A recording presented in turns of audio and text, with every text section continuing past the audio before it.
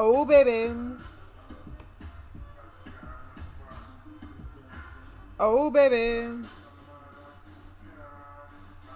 Oh baby. Oh baby. Oh baby. Oh baby.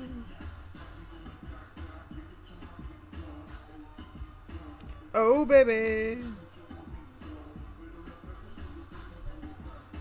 Oh baby.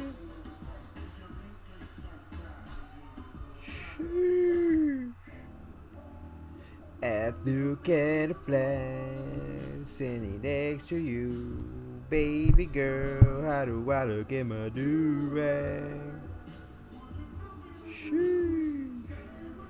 Yo, what is up, everybody? It's your boy Kakaroto, aka Coco. Welcome back to another reaction Macanonis. If you're new to the channel, check me out on Twitch, YouTube, Instagram, Twitter, TikTok, all under Kakra Gaming XP. Hopefully you're having an amazing, fantastic Tuesday, wherever you are in the world. Baby girl, how do I look at my do-rag? Do you like I do it? Watch me go zoom, zoom. Sheesh. Alright, that means making sure everything is copacetic. Let's see, we got this, we got that, and I love you through the night endlessly. Alright. Let's see. Be covered in cat hair, but I still smell good. Baby girl, how do I look at my do-rag? What up, Nani? How you doing, my boy? Alright, we got everything else. We got the kush. We got the kush. Do we got the cold 40s? We got the 40s. Do we have the styrofoam cup? Check. Do we have the lighter? Check. Do we have what else do we got? What else do we got? Yeah, we good to go. Alright, let's hit that intro and we'll get things started.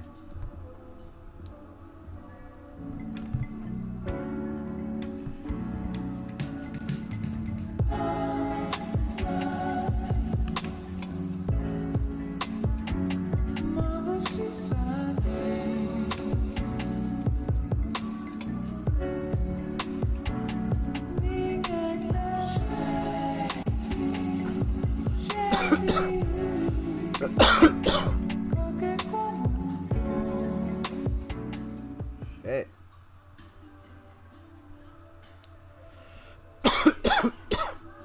Shit. Fuck. What up, Coochie man? How you doing, my boy? Jeez. Nowadays,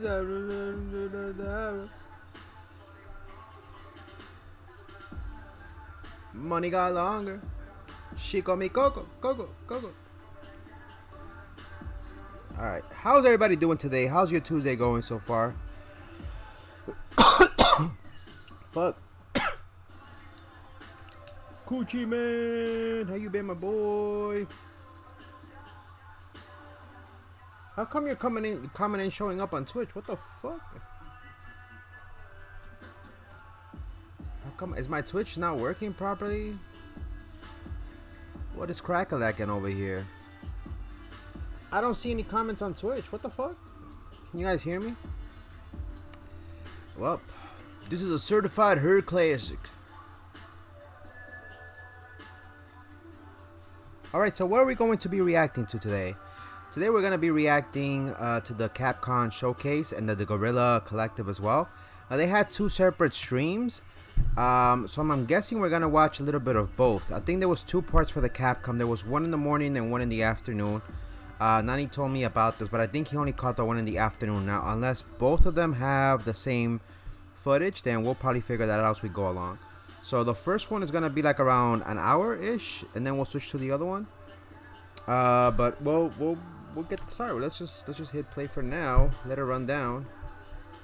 And in the meantime, I'm gonna go get my headphones. Great. But like, Zangief is in the game. How would you differentiate? She called me Coco. Zangief is my boy, but give him an iron pipe. Samaka shit. probably Some yeah, like an iron marbles. pipe. He'd be a grappler, I think. But either Mike Hagar or really, I just want to see more actual gameplay of Resident Evil 4. Like you said, Chance ball ending in Dragon Ball Legends. I won nothing. You won nothing. I'm gonna check if I won something. I ended up betting everything from 1 to 100, so I skipped every 3 numbers. I went 3, 6, 9, 12, 15, 18, 21, so on and so forth. That's what I did. For whatever reason, I said fuck it. Let me just put let me just buy 5 tickets for the 69 number. Just how hilarious would that be? So I put 5 tickets into 69, but everything else from 1 to 100, I went 3 by 3s, 3, 3s, 3s, 3s, 3s. And then hopefully I won something. Chasing you out of a church. Yeah. Cause I bought a whole bunch of tickets. I ended up buying like Gucci Man said Chance Bowl ended, and I won nothing. They have a free 250cc for maintenance notice. That should be 500. One for yesterday's and one for today's. And on top of that, the survey they had us doing. I don't know if you saw that on the screen, Gucci Man, but there's a survey you can do for free through Legends that gives you 250 cc's.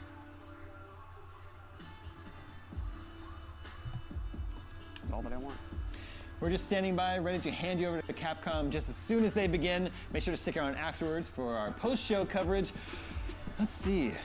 Devil May Cry. I know Devil May Cry 5 didn't come out that long ago, but I can't help but just, you know, love to see Devil May Cry all the time. So, you know, Devil May Cry would be an awesome treat. All right, here's Capcom. Don't forget to stick around afterwards for our post-show coverage. Enjoy the show.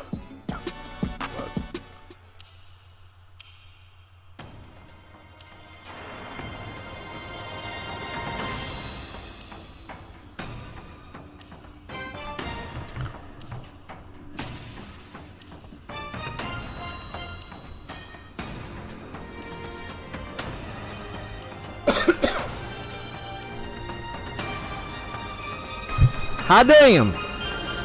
Howdy there, howdy. Howdy there. How it goes there, partner? I see you never been here before. Show them dukes. They have a survey on Legends. You go in where it says news, click on that. Scroll further down. It should be somewhere like a few scrolls down, and it says survey. But a chance to win 250 cc's twice. This is the part 1 of the survey. You go and you answer a few questions. Well, how did you feel about the anniversary? What was your favorite part? Blah, blah, blah, blah, blah, blah. Get through that. You'll complete it. You close the window. They'll give you the 250 sometime down the road. The survey is valid from, I think it started at the beginning of the month, and it ends on the 23rd, if I'm not mistaken. Go take care of that right now if you haven't. Don't be a little lame ass, bitch ass, trick ass. Go take care of that. It's important that you guys do that right now. It's free CCs. It's on the table. Don't leave it there, because then you're gonna lose it, and then you're gonna be like, they had the lottery tickets. I had a lot of forget. Oh, why didn't you use them? Everybody in the Discord was pinging everybody to use your tickets. Use your tickets. Nobody knew what the fuck we were talking about. It was like, bro, I that was kind of my mistake. I kind of take fault at that for not talking about that in the streams, but I thought we covered that on the streams. I thought we had like a couple of times I said, guys, make sure you use. Yeah, I said it yesterday. I said, make sure you go use your lottery tickets and buy the freaking balls. Everybody was saying, hey, yo, Coco, that sounded hella sus, Coco. I'm like, bro, they're giving you balls with numbers on it for a... You know what, never mind.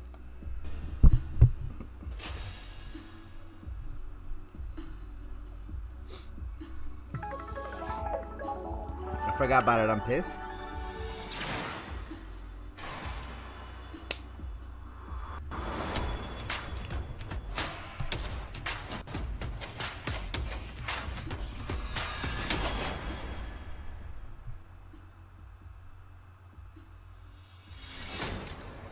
Hello everyone. Welcome to the Capcom Showcase, where we'll share exciting new updates on our upcoming games. We have some surprises in store and hope you enjoy the show. Let's begin. Hello everyone. I'm Ryozo Tsujimoto, producer of the Monster Hunter series. Thank you for tuning in to today's Capcom Showcase. We're excited to bring you the latest info on Monster Hunter Rise Sunbreak, which will finally be released at the end of this month. To kick things off, we've got a... We still need to play this game. It's an amazing game. It's just that I don't give my Nintendo Switch enough love, and I think this month is going to be the month I'm going to give it love, by the way. Brand new trailer to show you. Let's take a look.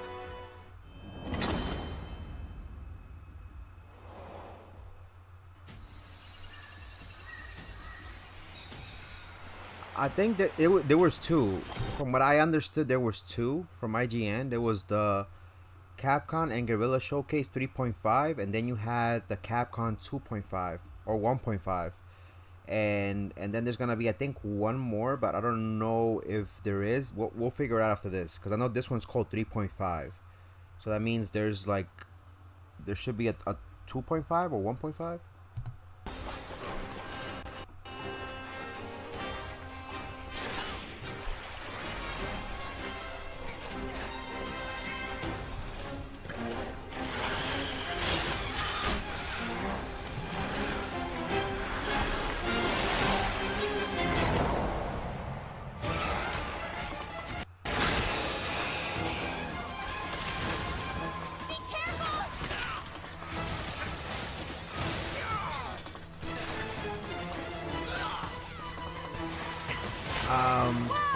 I don't think it's crossplay.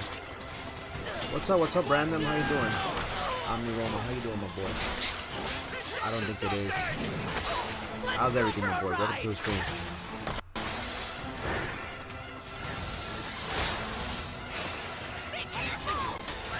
They're starting a fight! I wish it was crossplay, but it's only exclusive to the Switch. I don't know why there isn't more crossplay Switch games, but I know there's Fortnite, there's a few others, but I think this one is just exclusive to the Nintendo Switch, if I'm not mistaken. Here it comes! How'd you like this? You look like you still got that fire inside you, old Gallius. You do as well, good elder. What do you say? Full steam ahead. Taste my fury! Take this!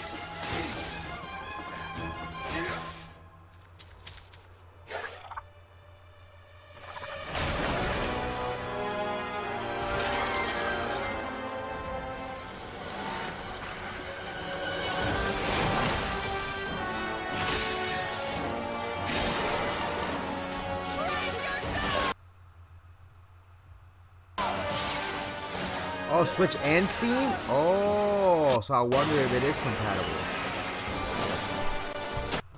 Then if that's the case, I wonder if it really is compatible. Yeah, if that's the case, I wonder if it really is compatible, to be honest with you. Oh, there was an update. I forgot I was supposed to do an update on my computer. No fucking wonder.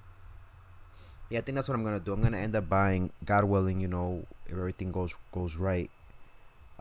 With some moves these next couple of days, we'll be able to buy, hopefully invest in a gaming laptop or an upgrade laptop. I was gonna buy a PC, but then I said to myself, with all these games coming out and the Xbox showcase yesterday, I need to get on that Xbox. So I said, with the money I have that I was gonna spend on the PC, I could split that and use it for a gaming laptop and for an Xbox. And if I get them both from Best Buy, I can put a warranty on both and have them protected just in case. So I'm very good today. I just came back from watching Mob Psycho. There was a movie from Mob Psycho. I know season 2 is coming out, so that's gonna be it's gonna be amazing. Let's see.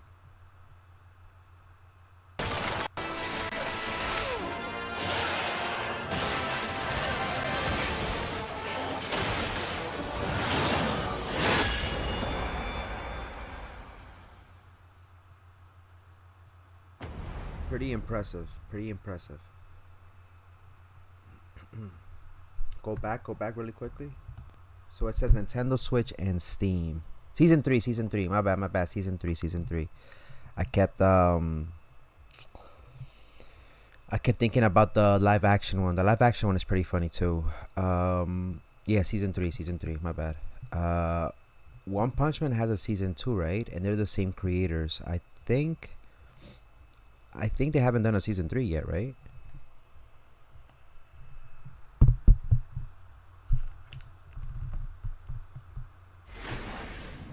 True. If you're already getting that, yeah, there's no point. First, let me introduce a returning locale. The jungle area that debuted in the second generation of Monster Hunter games is back in Sunbreak. You'll notice that the jungle's appearance changes over time. It's a nostalgic area that both veteran hunters and new players are sure to enjoy. And of course, we've updated the jungle with new elements and endemic life specifically for its return in Sunbreak. Longtime fans can look forward to exploring the devastated ruins around the coastal area. Espinas. Spines? From the Monster Hunter Frontier series comes Espinas. Espinas. Espinas. Repeat after me. Espinas. Espinas. What the the hell did you say? From the Monster Hunter Frontier series comes Espinas. Espinas means thorns in Spanish. As the name implies, thorny scales cover its body. Normally, Espinas enjoys a quiet life and sleeps peacefully, but when it senses danger nearby, it explodes into a violent rampage. I'm not shitting on her. I really am not. It's just that it irks me sometimes when people try to pronounce certain words and they don't say it right. If it's their first time, I understand. But this is a big production company that they could have done a little bit of research on how it was pronounced and then had the person say it properly. Now, unless it's computer-generated voice, it's a different story, right? Even though it can seem docile, Espinas has a two-faced nature that can be extremely dangerous. Gore Magala. The flagship monster of Monster Hunter 4, Gore Magala, is back. Gore Magala is a sightless creature with black scales and sensitive wing membranes used to sense the presence of prey. As Gore Magala's sensing ability increases, its two horns change form and it enters the frenzy state. While in a frenzy state, it gets so powerful that the ground beneath begins to break, and it uses its huge claws as an anchor during powerful attacks.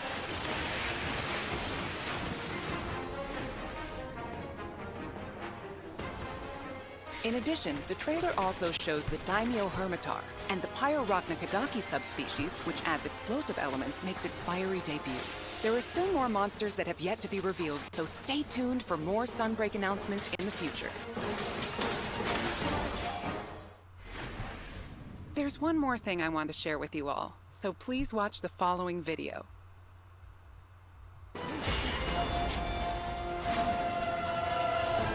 I have the game. It's good. It's good.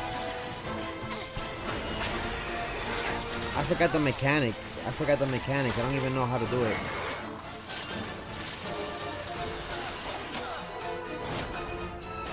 I just hope listen, I just hope you get the damn email, because you've been waiting for that shit forever, and at this point I feel like they're fucking joking around or some shit. But hopefully it doesn't get too backed up and they actually like come through for you. But you know, with everything going on, I wouldn't be too surprised if it's like delayed a little bit more. I know a lot of stuff is still very hard to get into the country. Like a lot of the stuff is still backed up in like overseas and like in the water because of importations and exportations. So you know, whatnot. I started playing it, but I'm probably like 2-3% into the game.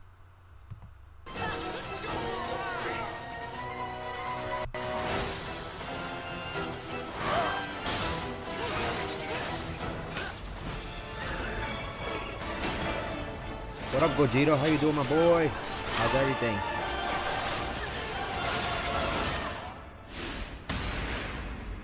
Nice.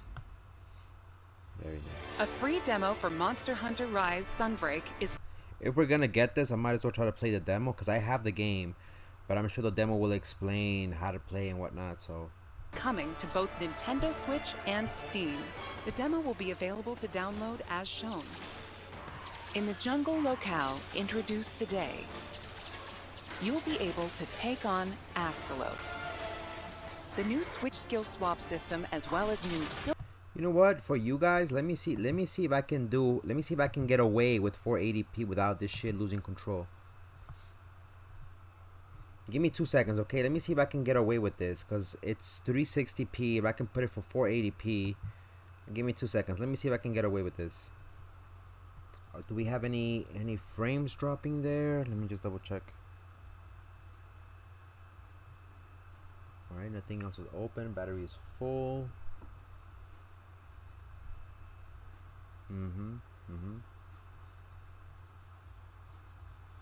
Well, how you been, Gogito? How's everything, my boy? They need to make a crossplay Monster Hunter game. So what did they say, that it's not crossplay with the Steam? I thought it would have been crossplay.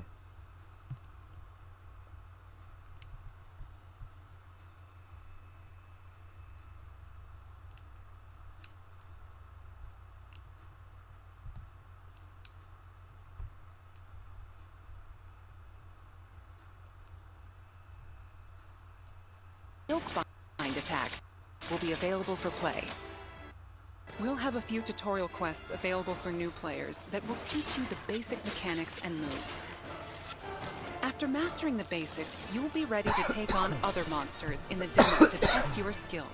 For veteran hunters, an advanced quest will also be available where you can take on an extra challenging version of Sunbreak's flagship monster, Malzeno. Let's see if that works. The demo supports multiplayer for up to 4. No. We're not gonna be able to get away with that. 2 seconds, guys. No. Remove annotations. Yep. I already knew. Fucking Chrome is horrible, bro. Let's take that off. Let's take this off. I forgot I had some extensions open as well. No freaking wonder. Turn this off. Turn that off.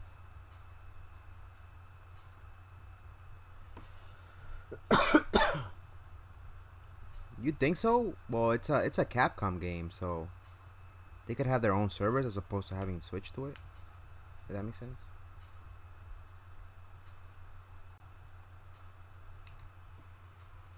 Alright, it should be good now. 4 players, and there's no limit to the number of times you can attempt quests. Okay, don't touch it.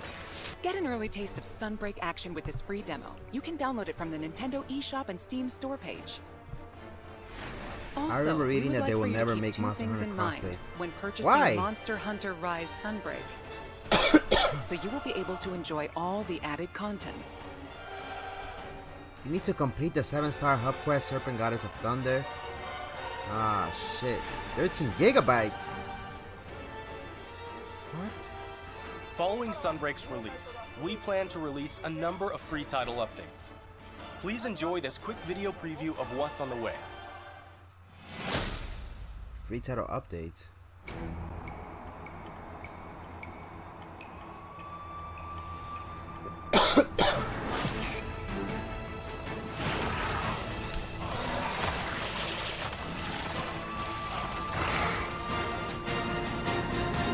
Lucent Nargacuga? Our first title update, scheduled for August 2022, will add Lucent Nargacuga. This monster will be a part of the first free title update to come to Sunbreak post-launch. In addition to the Lucent Nargacuga, we're also adding a new area, the iconic Forlorn Arena. With future title updates, we plan on including additional monsters, variants, and more. Our title update release schedule is as follows. The second title update is planned for a fall 2022 release. The third title update will come in winter 2022.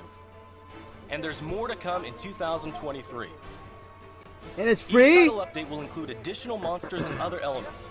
We hope you'll check them out. For free.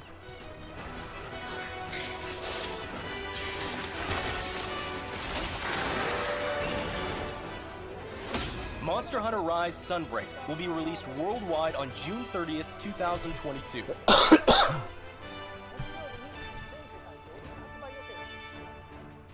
Digital Hella blasted dog. pre-orders for Sunbreak are now available on both Nintendo Switch and Steam. Oh, that's Pre-orders beautiful. will also receive That's a beautiful. special bonus Palamute and Palico layered armor set. We're planning on keeping you updated with more information soon. Please visit the official website and follow Monster Hunter social channels for more info. That wraps up our news for Monster Hunter Rise Sunbreak. Thanks for tuning in and enjoy the rest of the Capcom showcase. Okay. Now we will present the Capcom Spotlight Corner. Street Fighter 6, coming soon. The next generation of Street Fighter is currently in development and has something fun for everyone to enjoy. Fan favorites Ryu and Chun-Li will be heating up the battle stage right alongside some of the new You already know Chun-Li, thicker than ever, baby. newest fighters, Luke and... Don't cancel me, okay? I'm just saying, she's one of the best looking fighters out there. If you had to go for Kami or anybody else, Chun-Li's waifu. You can't deny that. Jamie. With breathtaking new visuals, unleash unprecedented battles with The the visuals look all-new crazy. The battle visuals system. look crazy. Street Fighter 6 reimagines the fighting game experience with new modes that will allow you to experience the Street Fighter universe. What awaits you in this game? Look forward to our next announcement later this year. PS5, PS4, Xbox Series, everything. Celebrating the everything. 35th anniversary of the Street Fighter franchise, the Capcom Fighting Collection will be released later this month. What? Included is the first ever release of Red Earth outside of arcades, Hyper Street Fighter 2, What about Night, Darkstalkers Darkstalkers? titles, and more. 10 of the best Darkstalkers. fighting games from the arcade era are included in one package. Wow. All of the titles included will be playable online. So play a match against your friends, or fight online against new challengers. Enjoy a full... That is so crazy. I used to play that game on the Neo Geo. How crazy how far the gaming community has come. The gaming community, since I was a little kid, I mean, I'm a grown-ass man now. I'm old as fuck. But since I was a little kid, like these games were like so hard to come by. Remember back in the day, we didn't have the Wi-Fi internet connectivity that we have now. It was unheard of. Back in the day, we didn't have that. And the fact that you can now play these online with everybody and they're like classical games, it's unheard of. full range of online matches. Capcom Fighting Collection will launch on June 24th, 2022. Pre-orders are available now. Please visit the official website for more information. That's crazy. Play the games you loved again. Capcom Arcade Stadium has expanded. 39th anniversary, so that's 39 years. So if I can remember that when I was a little kid, you can imagine, bro. Old as fuck. Capcom Arcade Second Stadium, coming July 22nd, 2022. Saturday Night Slam Masters, Magic Sword, Black Tiger, Eco Fighters, and more, combined for a total of 32 arcade titles. In addition to a bundle that features all 32 titles, each title is available for individual purchase and features, with lots of quality of life options. All players will receive Sun for free when downloading the base game. The bundle featuring all 32 titles is available for pre-order now. Get Display Frame Set 1 as a bonus for pre-ordering. To Mega celebrate, Man. get the Capcom Arcade Stadium title, Street Fighter 2, The World Warrior. Free for a limited time. We hope you try out the Capcom Arcade Stadium as well. It's hard to get an arcade. Next up, There's no point. This pretty much all of this is making arcade machines obsolete. All of those little companies, it's unfortunate that it's hit their wallets.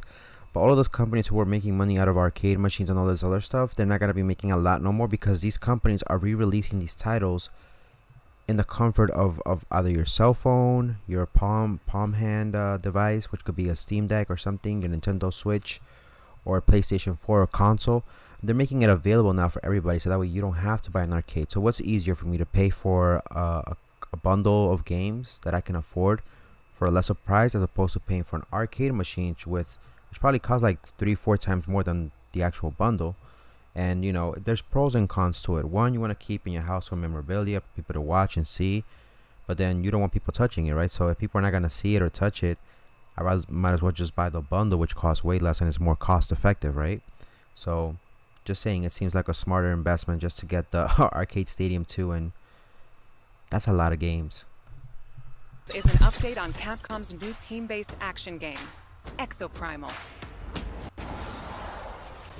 Wow. Hi everyone, I'm Takuro Hiraoka, director of Exoprimal. We have a new trailer to show today that includes lots of gameplay. Let's take a look.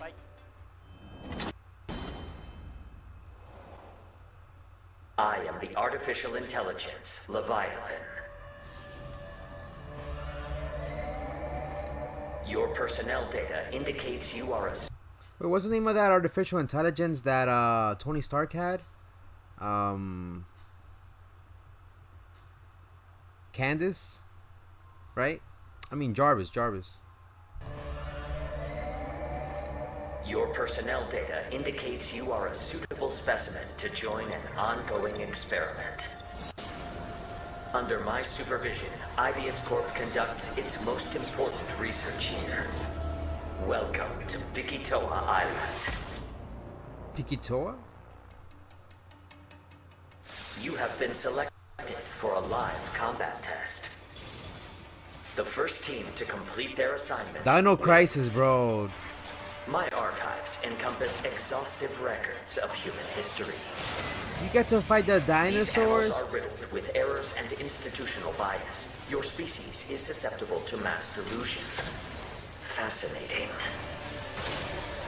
Humans dread the other. You seek to evolve, yet you do not want to change. You tear down curtains, yet fear revelations.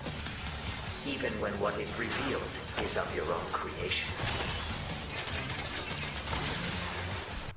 This is what that game should have been. What's that game called? Shit. It was like 4 people. Anthem. This is pretty much like Anthem, but with dinosaurs. This is literally what that is. Combat data is required to develop the exosuit. At Ibius, we're always reaching for better. And if you guys remember, Anthem, we got it for free. Luckily, we got it for free. Through the gaming channel, and it was a giveaway, so we got it for free. But the game itself, it's one of the worst games out there, and this is giving me Anthem vibes. It's literally the same concept, but with dinosaurs. Always. Humanity resists quantification, an interesting variable. Within your behavior lies the answer. What is variable shall become fixed. Humans, fight and die for me. Carnage module online. It flopped. I call your... So it was it to sum it up, it flopped because 1, because of the hype, 2, it was incomplete, and 3, a lot of the stuff that was shown in the, it's because of them that a lot of showcases now do it the way they do now. At the bottom, at the end of the video, you know, it says not actual gameplay, it's acceptable to change in the future. This stuff started happening. They started putting those things in trailers now and in videos and in showcases because of them, because of Anthem. Because what they did is they showed us actual gameplay footage. They promised us so many things, and when the game came out, it was less detailed than what they offered. The story had completely changed. They removed a lot of concepts and artwork that was supposedly promised in the game, and in the end, the mechanics did not help the thing. There was so many glitches. It was unfinished, and it was just horrible. It was just horrible. So it's fun, but after a while, it gets boring with the glitches. So let's say you were very close to finishing a level, right? You'll glitch out and have you start from the beginning and tell you guys did not complete the mission, and it didn't count for you. Attention to the unstoppable raptor horde. Calculating chance of employee retention. Chance calculated at 8.7%. You must fight harder than ever if you wish to survive. A more grueling combat experiment is called for. So at one point it would say you needed 1 more enemy to finish the quest to move on, right? It will glitch out in the graphics, the monster, and it will stay stuck behind a big unbreachable wall because it's supposed to spawn through something, right? And it will get stopped from spawning, so we can see that it's behind the wall, but you can't hit it because you can't access the monster. So imagine doing all of that and you're at the end of the fucking mission. You spend like 30. Each raid was like 30 minutes. No lie, 30 to 45 minutes long. That's how fucking long they took. And you would freaking go in there, and at the end it's like, okay, you can't kill this guy. So what do we do now? Restart the mission. Then you will restart the mission. Same thing. It was unplayable. You will now witness a small fragment of the war game. You need to keep fighting until we can figure out how to destroy Leviathan.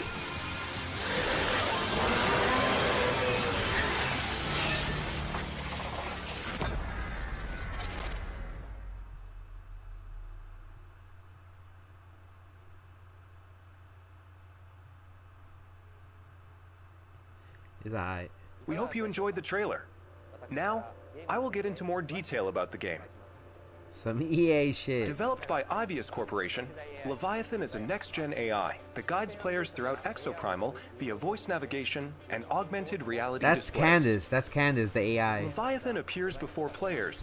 I got an AI, it's called Candace. She follows me everywhere I go and tells me pretty much what to do and shit. As a massive human-like figure, or as a surveillance drone called a Watcher. The trailer shows Leviathan unleashing hordes of dinosaurs. Players will battle these dinosaurs after being forced into Leviathan's infinitely repeating war games. Why is Leviathan bringing dinosaurs into our world? And why is Leviathan repeating these war games? Solve the mystery. Wait a minute, wasn't there like an anime out of this? Where it was this AI that was like a big black ball and it would take people in. People had to use these guns and it was like a video game.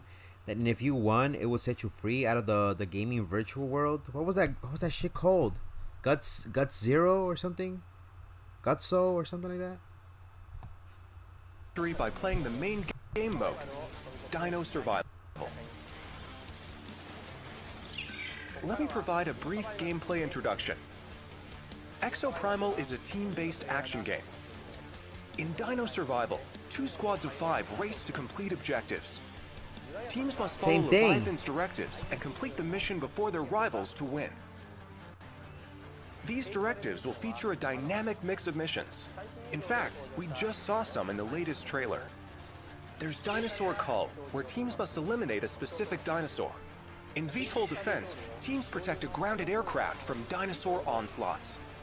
In Data Key Security, teams escort a valuable asset to its destination. Destroy targets in Omega Charge with the powerful Omega Hammer. It's a good movie. It's a good movie. In Energy Taker, it's a good movie. Let me see if I can find it. Let me see if I can find it. Hold on. Don't go anywhere.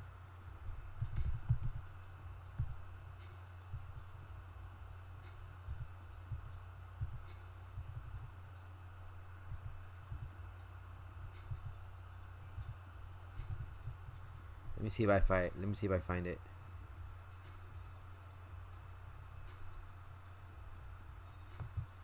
I can't find it. Damn.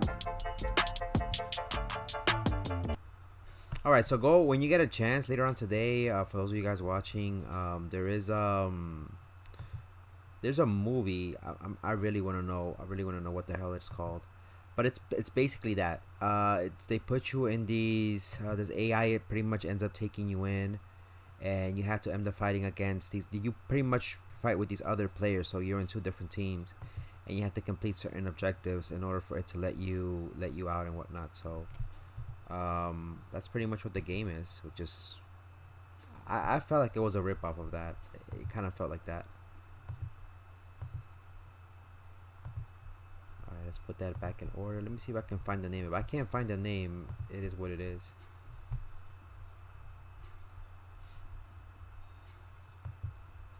Alright. I'll look it up later on. A specific dinosaur. I knew it was called Gutso or something. Teams protect a grounded aircraft from dinosaur onslaughts. In Data Key Security, teams escort a valuable asset to its destination. Destroy targets in Omega Charge with the powerful Omega Hammer. In Energy Taker, teams compete to collect the most energy. See? You also saw a glimpse of a strange and terrifying creature known as a Neo-Tyrannosaurus. While there are situations where you directly engage enemy players, there are other times where you band together with rivals to take down a major foe. This variety of missions will keep players on their toes. In Dino Survival, the missions change based on players' progression through the game. The experience will be different every time you play, even in matches with familiar surroundings and objectives. I'm not saying it's bad. It looks good. It looks story good. Sequences, and also earn rewards such as experience points to increase your player and exosuit levels. We'll provide more details about this at a later date. Now that we've detailed... So here's the difference, right? Anthem, I think, was either, was it a domestic company? I'm not sure. I'm not sure if that was the case. But this looks like it's been taken over by an actual Japanese company, you know, and I'm not saying it has anything to do with the country or the race, but I've noticed that a lot of Japanese video game companies themselves are very diligent when it comes to production, getting things done on time for the most part.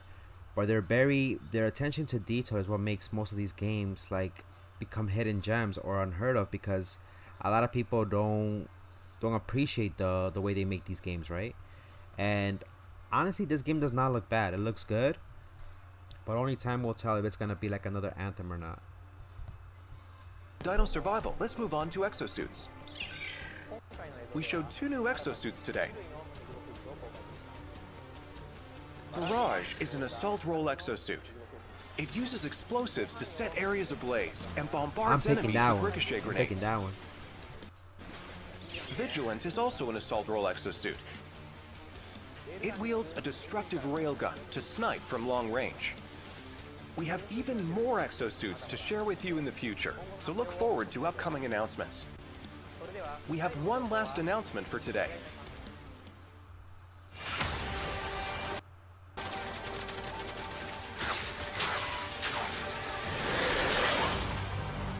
Welcome to my research facility. We're conducting a closed network test for Exoprimal. Players will be able to try the game ahead of release. Help us test the game's online infrastructure and make improvements ahead of launch. Sign up to participate today. The closed network test will allow you to experience Dino Survival before the game. I gotta do like the grannies from back in the day, but like on some.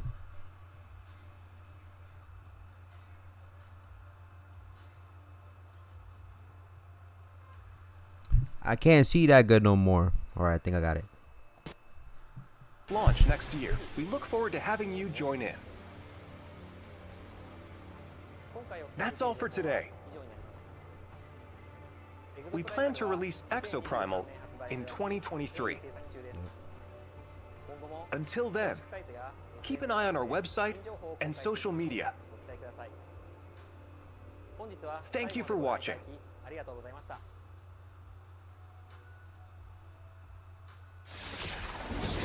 Next, we have a message about Dragon's Dogma, which recently celebrated its... Dragon's Dogma? Okay, I'll take care of this afterwards. Wait a minute, Okay, so Dragon's Dogma is one of those games that I thoroughly enjoyed from back in the day. It was one of those fantasy RPGs in which they had Dragon's Dogma Online, which came out only in Japan. It never came out over here, which kind of sucks. But you know, Japan always had the best games and whatnot. You wouldn't buy it, but that's why I want to test out the beta test. I wanted to sign up for the beta test so that when I can, you know, see if it's good or not. Then decide whether I want to buy it or not. But Dragon's Dogma is one of those amazing RPGs. So it belongs to Capcom, and what Capcom did, because they have, you know, rights to Resident Evil and all this other stuff, they took the best of every little game that they had, the very best bits, and put it into Dragon's Dogma. So Dragon's Dogma had fantasy, it had dragons, zombies, it had magic, it had a little bit of everything. Take care of what?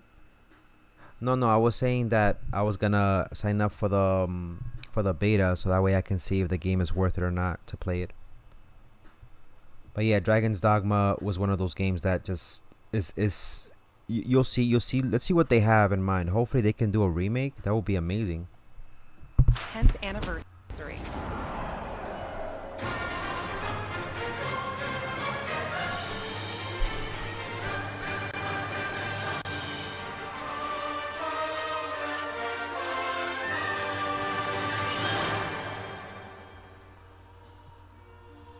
Yeah, the dinosaur Hi, game. everyone. Yeah, they just said you can sign up for the beta test. Exoprimal.com. You go in there, and you can sign up for the beta game pass to see if they'll give it to you or not. Hideaki Itsuno, game director at Capcom. A few weeks ago, we celebrated the 10th anniversary of Dragon's Dogma. Thanks to all of you for joining us in this celebration. The world of Dragon's Dogma has since spread to various different kinds of media, ranging from games such as Dragon's Dogma and the Dark Arisen expansion, to digital comics and a Netflix original animated series. In the coming days, we will be releasing a video celebrating 10 years of Dragon's Dogma, talking about how and what Dragon's Dogma came to be. So whether you're a longtime fan or just curious about the series, we'll have something for you to enjoy. We hope you check it out. I want a fucking game. Once again, thank you all so much. I appreciate it, but I want a game. I want a game. And now we have a bunch of updates from the Resident Evil Wait, what the fuck was that? Wait. I thought they were gonna show. Hello everyone, I'm Tsuyoshi Konda. Is this the one you watched, Nani, or is this not the one you watched? The producer of Resident Evil Village. Thanks to all of our fans, Village has sold over 6 million units worldwide.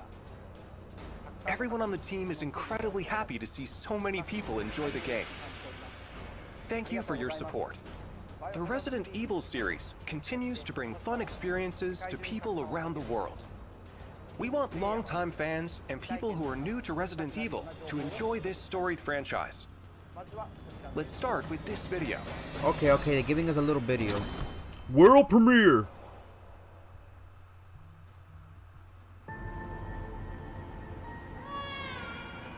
Oh, they're continuing with the story. It's all right, Rose. It's all right.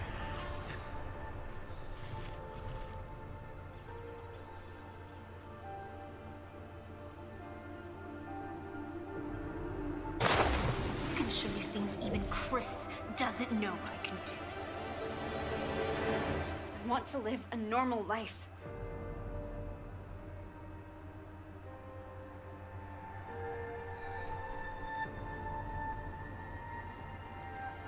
She went back. Ew, something just moved on her hand. Shut up. What's going on?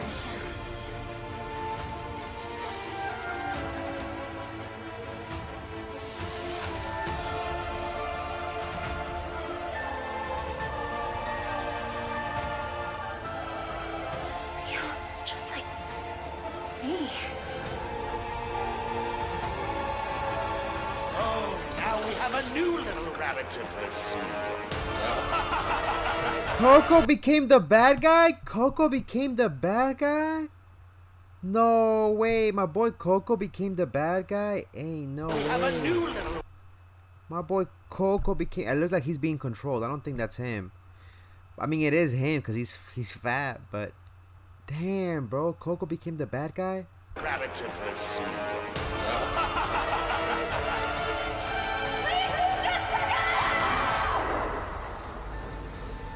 Shadows of Rose. That sounds like some shit my plug would give me. Like, yo, I got that new shit. Like, what's it called? Shadows of Rose.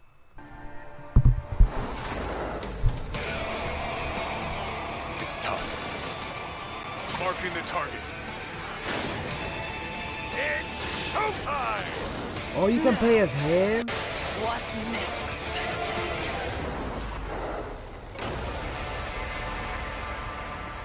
Yo, the Shadow of Rose.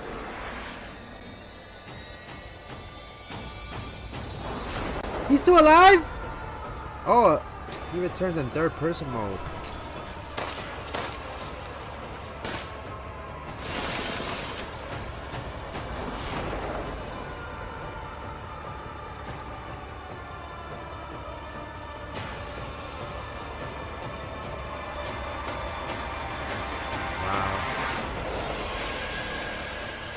Just in time in October, bro.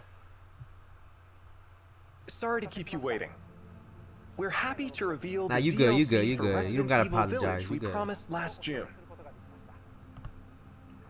We think this new experience will be worth the wait. This DLC includes 3 major features. First, the third-person mode. Many people asked for this, and we were able to add it into the game. Now, you'll be able to see Ethan as he desperately fights for survival. Players that have already experienced Ethan's journey can enjoy the new perspective and animations too.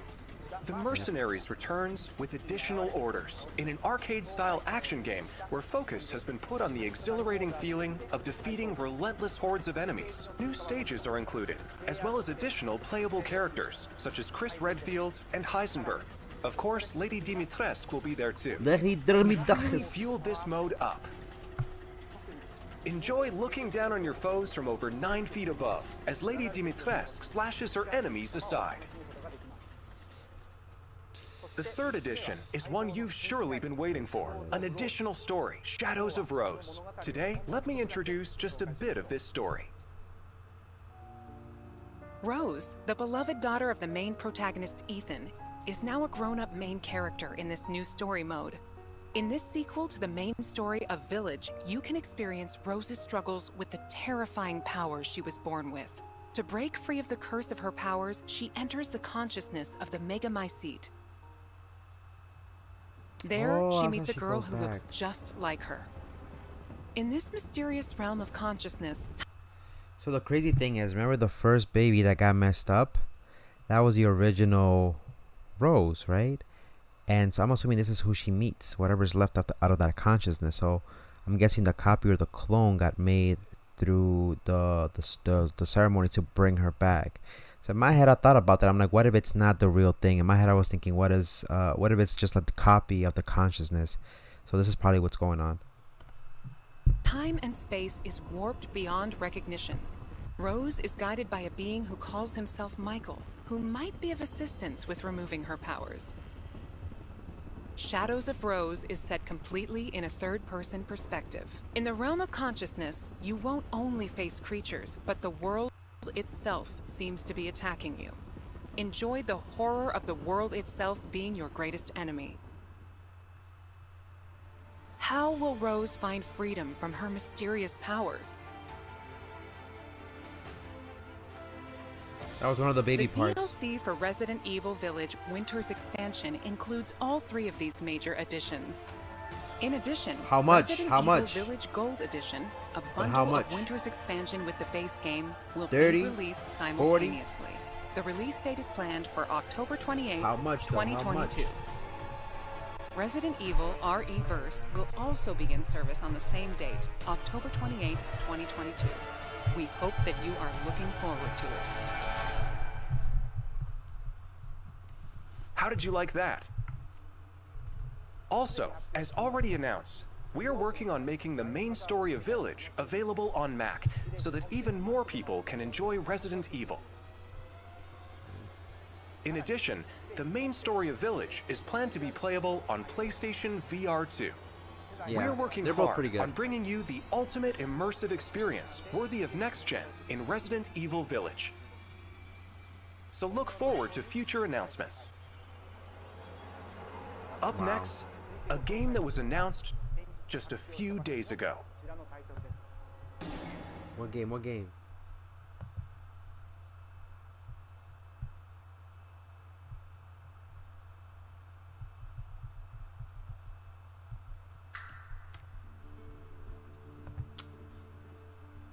We just I mean,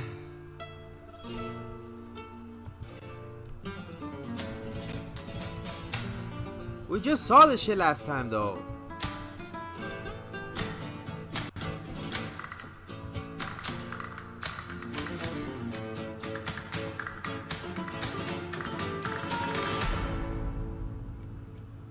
Four mierdas. Condor 1 to roost. I've located baby eagle. I'll go do a little stretch. Gotta stay limber, you know? You never know if you're gonna get hurt in the live stream.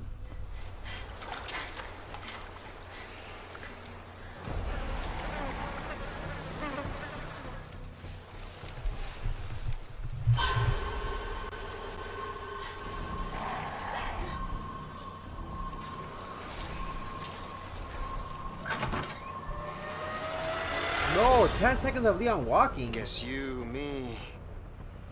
Big Durang is about to vacation, eh? Diego.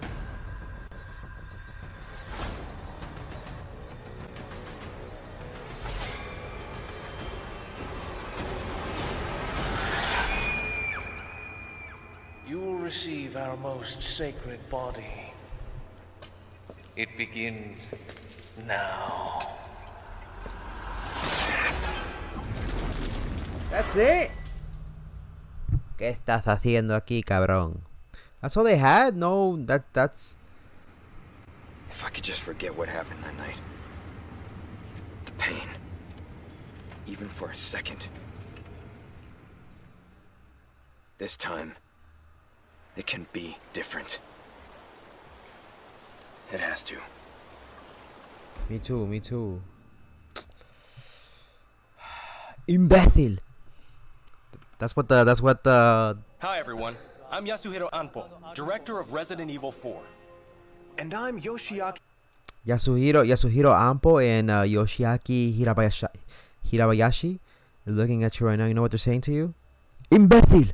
Hirabayashi, producer of Resident Evil 4. This title is a reimagining of Resident Evil 4, based on the original 2005 release. Similar to other titles in the series, we are carefully preserving what makes the original title special, while updating it with modern flourishes for everyone to enjoy when it launches in 2023. Today, we'll reintroduce a bit of the game's story. I was hoping for them to, you know what, at least give us a preview of the merchant. I just wanted him to come out of nowhere and be like, after 20 years, welcome, and just open his shit. That would have been beautiful. Resident Evil 4 is set 6 years after the events in Raccoon City, depicted in Resident Evil 2 and Resident Evil 3. The main character of the game, Leon S. Kennedy, survived the Raccoon City incident and was assigned as an agent directly under the President of the United States.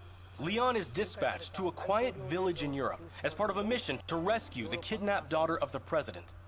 You might notice Leon is much more mature and fearless due to his past experiences. The Ganado, the main enemies of this game, wait for him. The experience of being attacked by hordes of crazed Ganado is truly an iconic moment from Resident Evil. In order to truly bring out the concept of terror of people controlled by madness, the Ganado have been completely redesigned. Let's take a closer look at the game itself. The over-the-shoulder camera returns, of course. Him walking? Leon arrives at a dense and dangerous forest. We want to nail the feeling of loneliness and fear of not knowing what lies ahead, even more so than the original. Okay. Of course. Environmental... Okay, got it. They're just showing us the environment.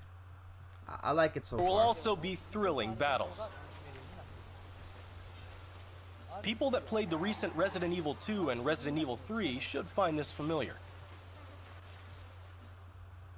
Look forward to future announcements, where we'll have more information on the game. Wait, that's it? Resident Evil 4 is being developed for PlayStation 5, Xbox Series X, Series S, and PC.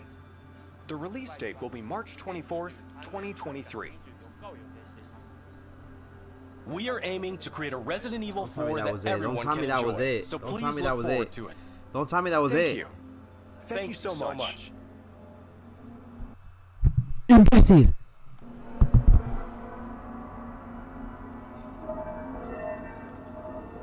Yeah, you can kind of hear their voices. It's like that in the background. What did you think about the latest information on Resident Evil Village and Resident Evil 4? Both games are currently in development. For those that can't wait for the release, check out the following games. She literally said, my bad, I don't got more bullshit for you, so let me stop bullshitting you and let's move on with the next bullshit.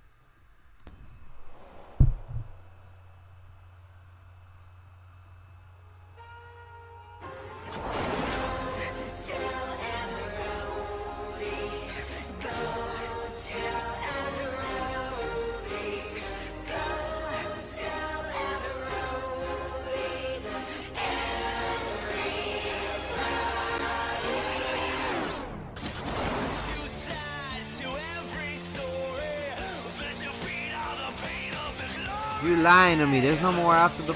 No, you're lying to me, bro. You gotta finish Resident Evil 3. You're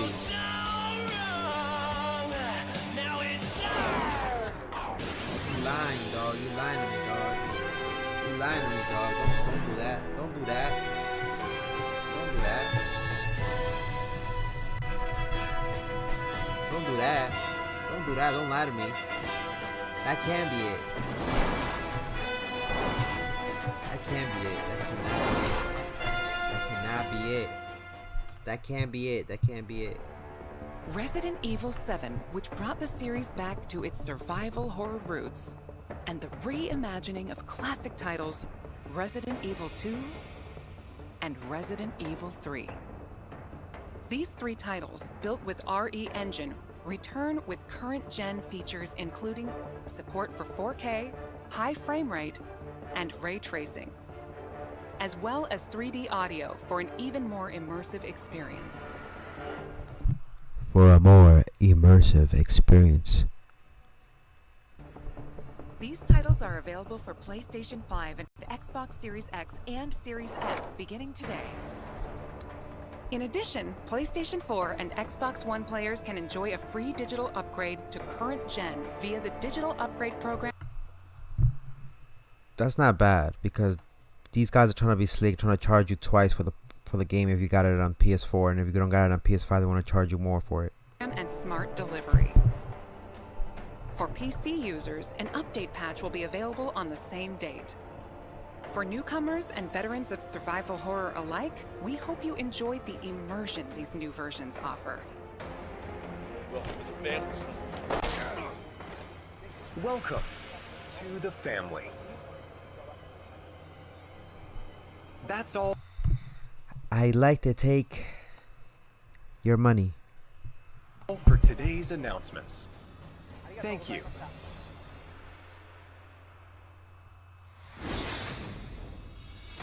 That wraps up today's show. We hope you're as excited as we are about some of our upcoming games. That's Thank you it. to everyone, new and old fans alike, for tuning in. We That's look it. forward to sharing more updates with you soon.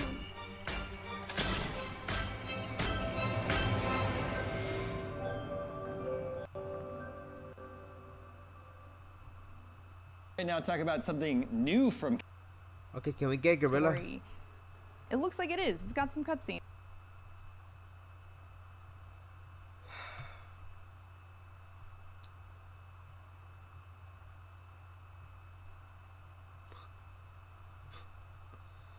That was it.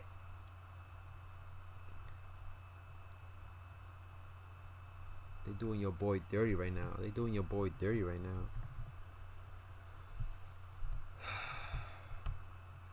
By the way, if you guys are interested in any of these trailers, this stream is not monetized. Go check out the trailers on IGN.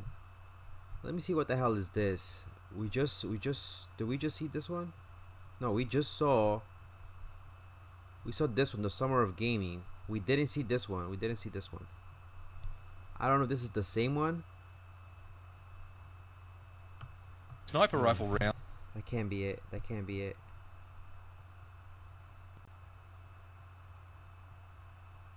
I refuse to believe that's it.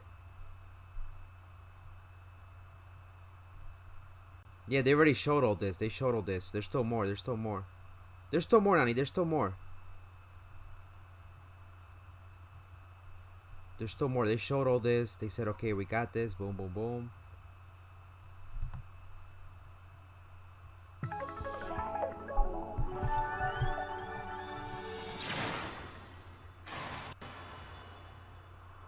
Wait, it's the same shit, is it?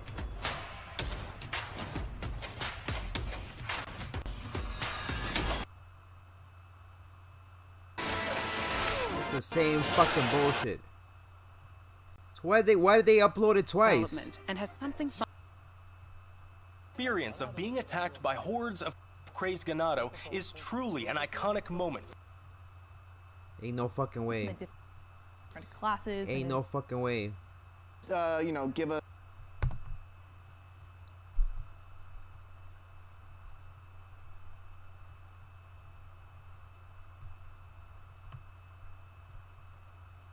It was 2 separate streams. That's some bullshit. Okay. Hold on. Let me see. Let me put a few trailers, okay?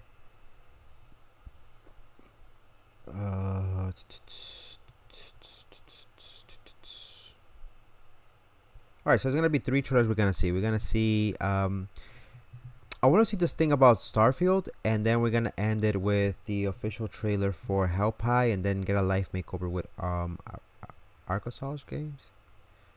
This I do want to see before we end the stream. This is one thing I do want to see. So let me bring that back. We're gonna be reacting to Can You Visit Earth in Starfield? Again, this is from the Daily Fix from IGN, and I am really curious about this because I really want to see whether or not how big Starfield is. Depending on that, if you can come back and do that and whatnot.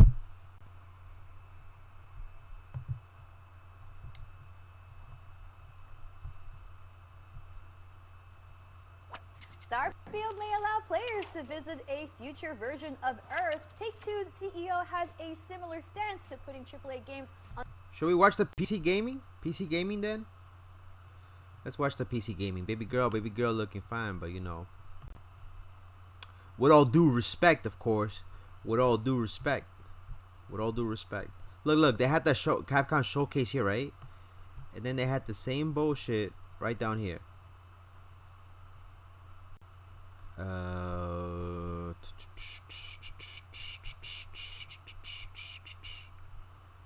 was just a cucurito.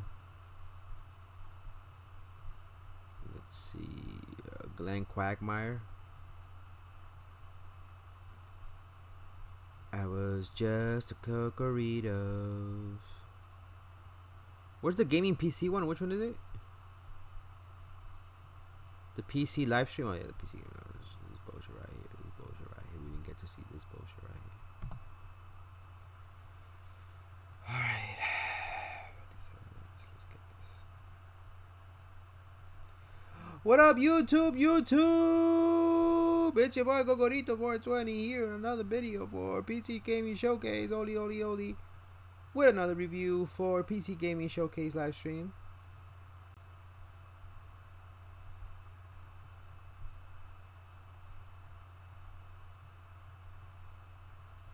That's the skin I got for my Steam Deck. The Half-Life skin, the Steam exclusive game. Okay.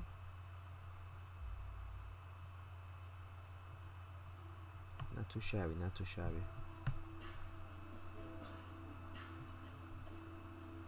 That's not it. Yeah, you gotta go 57 minutes into it.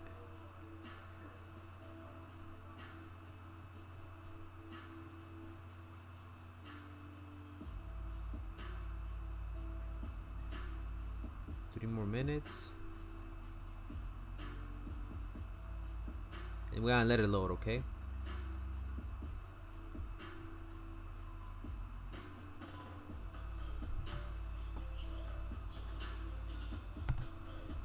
Hold up.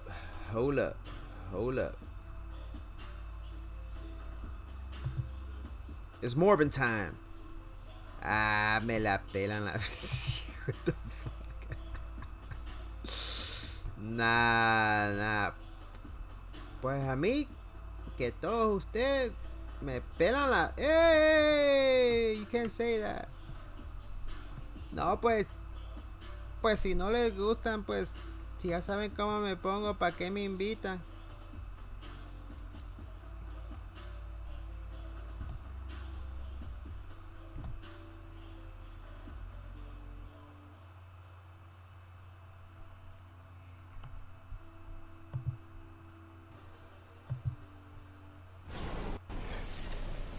Hey everyone, welcome to the PC Gaming Show 2022. I'm Day 9 still, one of your hosts, joined again by the amazing Mika Burton. Hi. While we may look Mika's like elaborate Mika's Unreal chill. Engine renders, we are here in the flesh, as is the hardware, bringing you the best and brightest in the world of PC gaming. Over the next 2 hours, we are going to showcase a metric ton of killer upcoming PC games. world premieres, exclusive interviews, and a few surprises along the way. And you, the folks at home, might even be able to win yourself a fancy computer if you play your cards right. And now you may remember the last time you saw me on this show, things ended quite literally explosively. Yeah. There was a robot who tried to destroy the human race, electrocuted me. I think I died. Definitely died. Either way, I'm not really sure. It was standard robot apocalypse.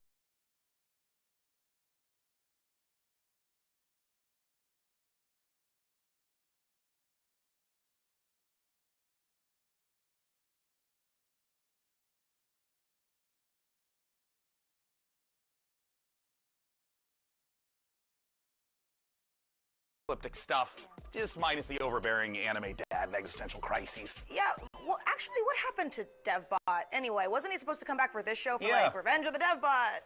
Well, he's dead. Oh. We melted him down to try to make our own graphics cards since they're still hard to find, and I would say he's in a better place. But I played Cyberpunk 2077, and he's not.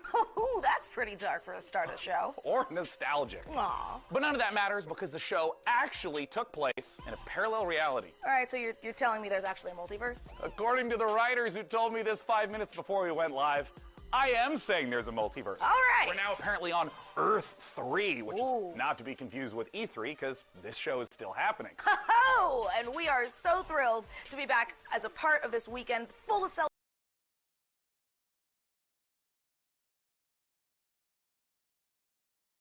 celebrations of gaming by putting the spotlight on something near and dear to our hearts. PC gaming. And so, without any further ado, it's time for my favorite part. Rated M for mature. I won't leave you. You're not a monster. In the beginning, the world was subjugated by chaos. Endless droves of horrors trespassed into the world. And so came the solstice of souls. Something's coming.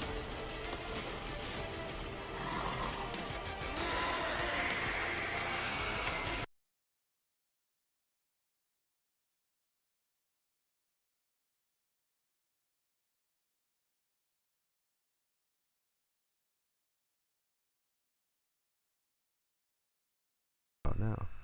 About now, can you hear me now? Hello, hello? Hello? Hello, hello, hello, hello, hello? Rated E for everyone. Hello?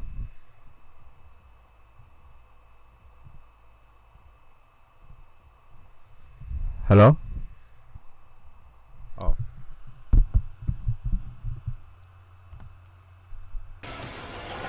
Between death and transcendence, a chimera chooses death. It's back, it's back, it's back. Show us what you got!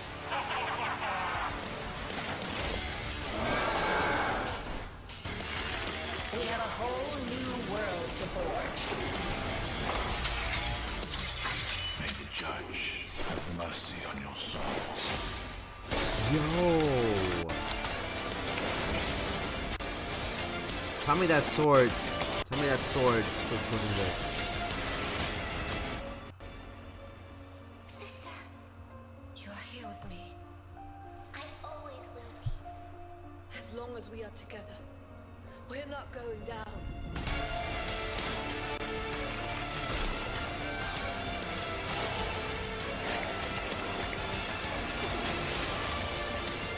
They wanted yet another monster.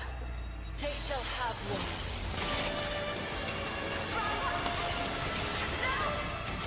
You must resist it!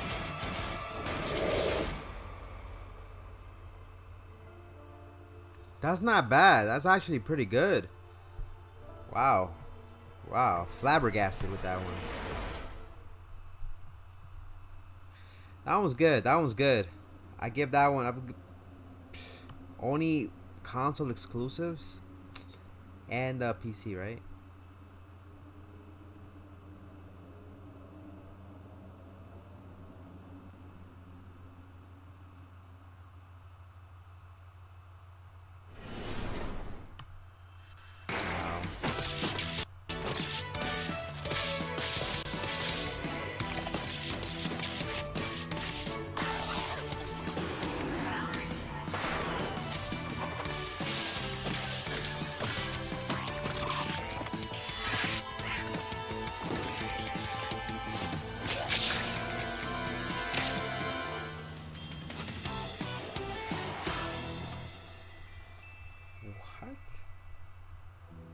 Clay isn't that the ones that did Don't Starve Together?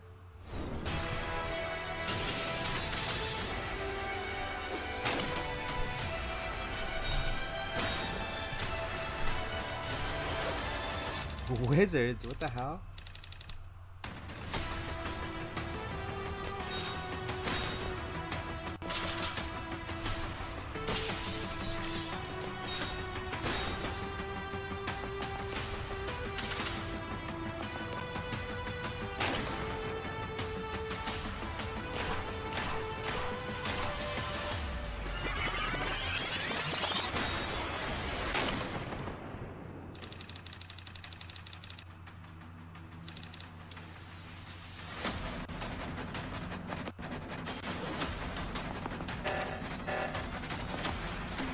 Call of Duty?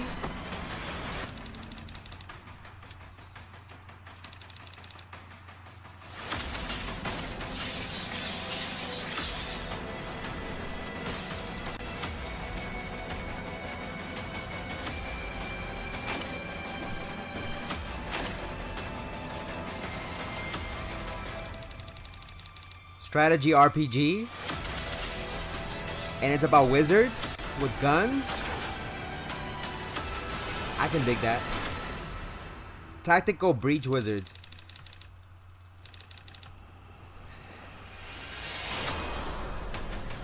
What? A stampede with skeletons and... You just saw Tactical Breach Wizards, a turn-based game of sorcery and SWAT team strategy from the makers of Gunpoint and Heat Signature. My strategy, personally, is very simple. Breach, bang, clear, magic missile, dramatic flourish, abra, cadaver. Get it? Cadaver, dead body. Anyway.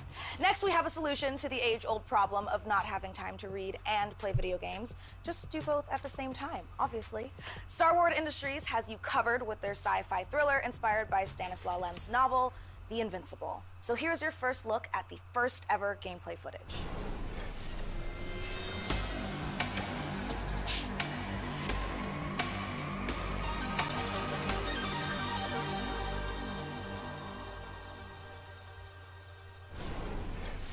You, what have you done? Where are you taking me? You came here yourself, so what are you expecting, huh? You've set up a field camp down there. Yes. So I didn't expect you to have... Like, if that was my girl, would have been like... Get out of here with that bullshit, girl. But since she's not, I'm like... Fuck out of here. The second one here. Really? Sit here and don't dare move. What are you doing here? You're not gonna like this part.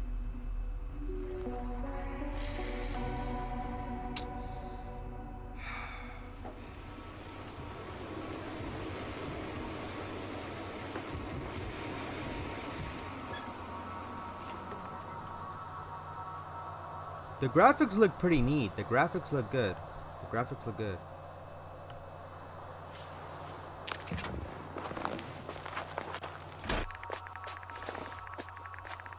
Don't cancel me, don't cancel me. The radiation level is growing rapidly. It's starting to get interesting. I'll pretend I didn't hear that, Doctor.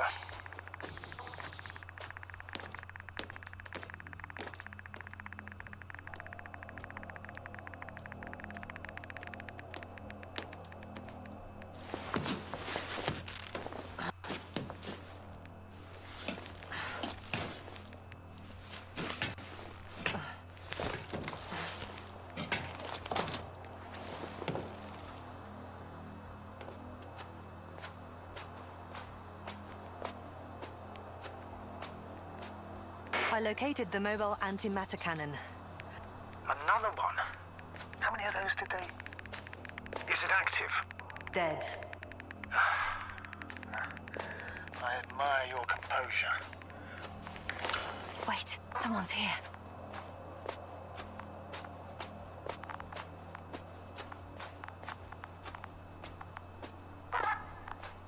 Astrogator. It's about being stranded on the planet and finding something. Fortunately, such unpleasant It looks good. It discoveries are looks good though. indispensable to the mission. You work I for a didn't let company. that thought get to me. I was counting on this meeting very much. At worst, it could have been another abandoned place, but not this. But what exactly? That's a good question. You're pretty much trying to check to see what happened with this civilization here, or this refugee I'm spot. getting into the recorder. I'm trying to see what happened here, how they all died, why there are no more humans left. What do we have here? The black box. Uh-huh. They made their way through with a beam of antimatter. How subtle. Did you locate this passage?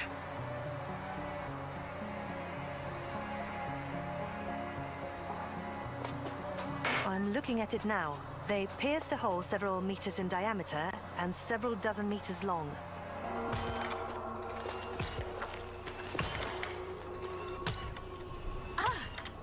What up, Pro Ash?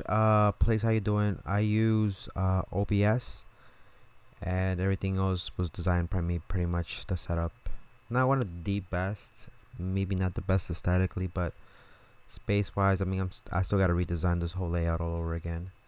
But it was something I put up last minute, and OBS pretty much does the heavy lifting. I use Chrome as the web browser, but Chrome uses up too much CPU. So I would suggest use something else. I just haven't had time to test out like the other internet providers and whatnot, internet servers. Yasna, do you hear me? Yes. My head feels like it's bursting from pressure.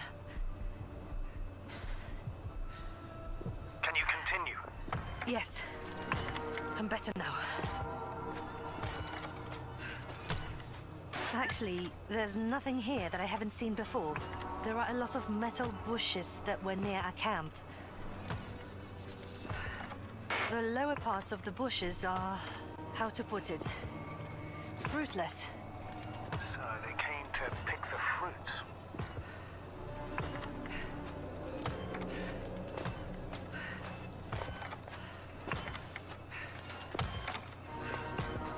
This robot looks like it has started its task and got stuck.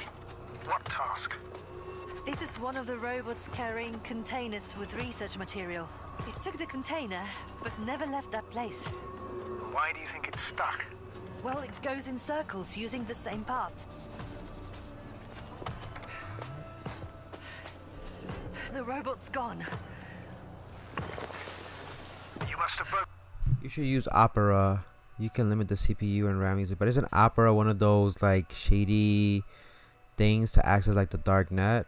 I wouldn't want to use those type of things. I heard that's what it's used for, isn't it? Broken his loop. But I didn't. It's unsafe. I don't know. Never mind. Follow it.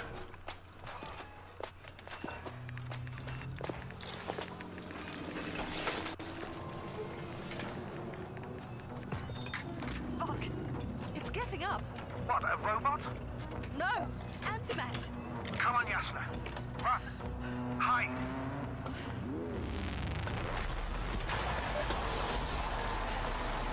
Yasna, are you alive?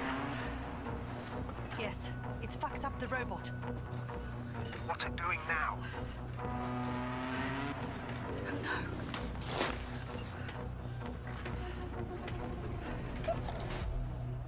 Take care of our people, Novik. I'm okay with using Chrome for now, but I'll look into Opera to see. It's time to take a pit stop.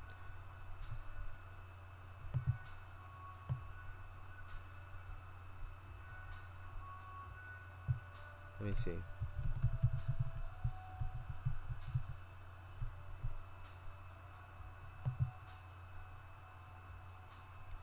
Give me 2 seconds.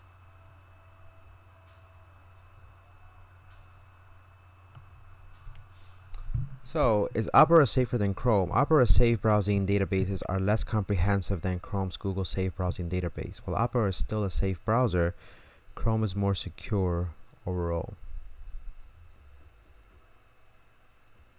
Unfortunately, Opera is not considered a secure browser. Its built-in VPN is logging your data, and there are also other privacy issues. Opera also lacks security extensions. That's why we recommend using it with NordVPN. Bro, I'm good with Chrome for now. Stop at the nearest dungeon to prove that chivalry isn't dead. And if you think I emphasize those words weirdly, you're right. And it'll all make sense momentarily when you see these next 4 games, especially when you hear from our friends at Tripwire Interactive. Roll that beautiful footage. You? Nah. You don't have what it takes. You'll be back here too scared to try again. Cause the dungeon will turn you into lunch meat. Unless you're way tougher than you look. We got the gun. Sounds like someone trying to hack me and shit. The turrets. The upgrades. But what you really need is guts and skill. Grab your posse and say your prayers. More Battle Royale? Be the first to play. To die. To give your feedback.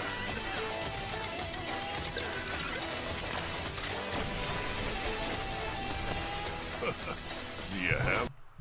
Yeah, Ash, but I don't know what that has anything to do with what I'm doing here. I'm literally just watching YouTube. I don't use my internet for anything else, to be honest with you. I literally just watch it for YouTube, and most of the times I'm not even on my computer for that. I'm usually just editing or watching on my phone. So I only use it for YouTube, bro, and Google search. That's about it. What it takes.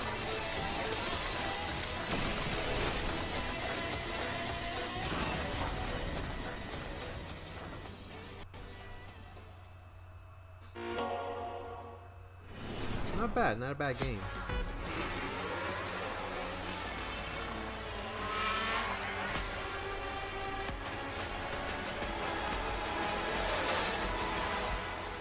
Welcome to F1 Manager 2022. It's not Forza. The ultimate F1 simulation. Putting okay. you in the position of team principal at one of the 10 current F1 teams, battling it out for a chance to be the next world champion. Choose your team and drive every decision that leads to you making your mark on the grid. The games so far are not hopefully bad. They're not bad, the games. They're not Winning bad. championships depends on your ability to make the right calls on and off the track. During races, you'll mastermind strategy, plan tyre stints for each driver, and make changes on the fly when necessary. Issue driver callouts, such as instructing them to attack or defend, manage their tyre wear and battery usage, or even to avoid battling a teammate. All while reacting to dynamic events like race incidents and fluctuating weather and track conditions. Between race weekends, you'll control every detail of your team from your state-of-the-art headquarters. Hire best-in-class staff to work across your aerodynamics and engineering teams and put them to the task to develop your car and prepare new parts for upcoming races. Optimize your finances to keep the board happy, improve and maintain your facilities, and scout talent from F2 and F3 to try and ensure future success. They say knowledge is power, and keeping a close eye on a plethora of realistic data will help give you the edge. From the finer details of how car parts affect overall performance, to a track's expected grip level, to the condition of your wind tunnel. How you analyze the data and choose to spend your resources will make or break your progress. You'll find depth and detail in abundance, even down to real-world team radio messages between drivers and engineers, and race commentary from David Croft and Karun Chandok, while broadcast-style presentation showcases 2022's striking new car design with real trackside and onboard camera angles. The sleek management menus and intuitive controls will drive the immersive F1 fantasy home as you plan and execute the perfect strategy in F1 Manager 2022. Pre-order the digital version now for early access from August 25th.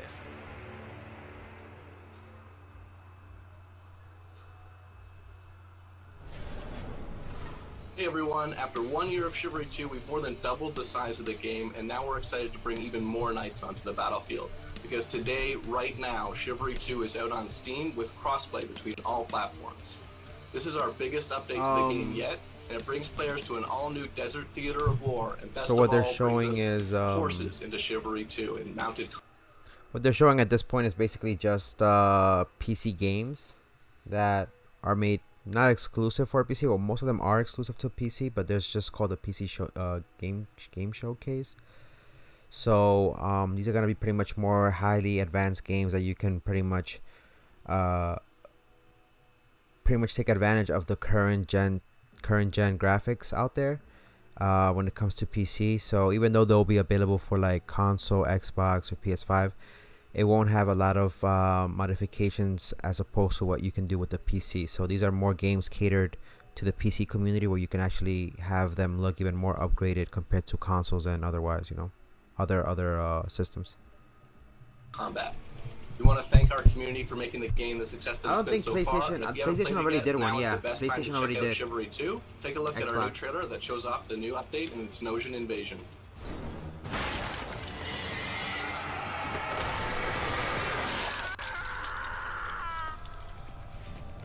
This rebellion is at an end.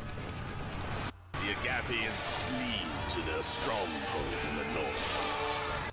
This land is mine! Now Denocia rises from the south. Kill them all! Drove the dogs back into the desert.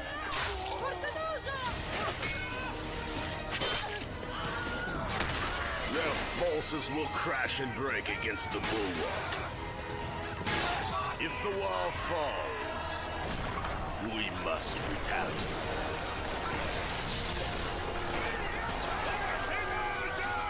Ready the ships! Long has Denocia remained safe from my fury. No more.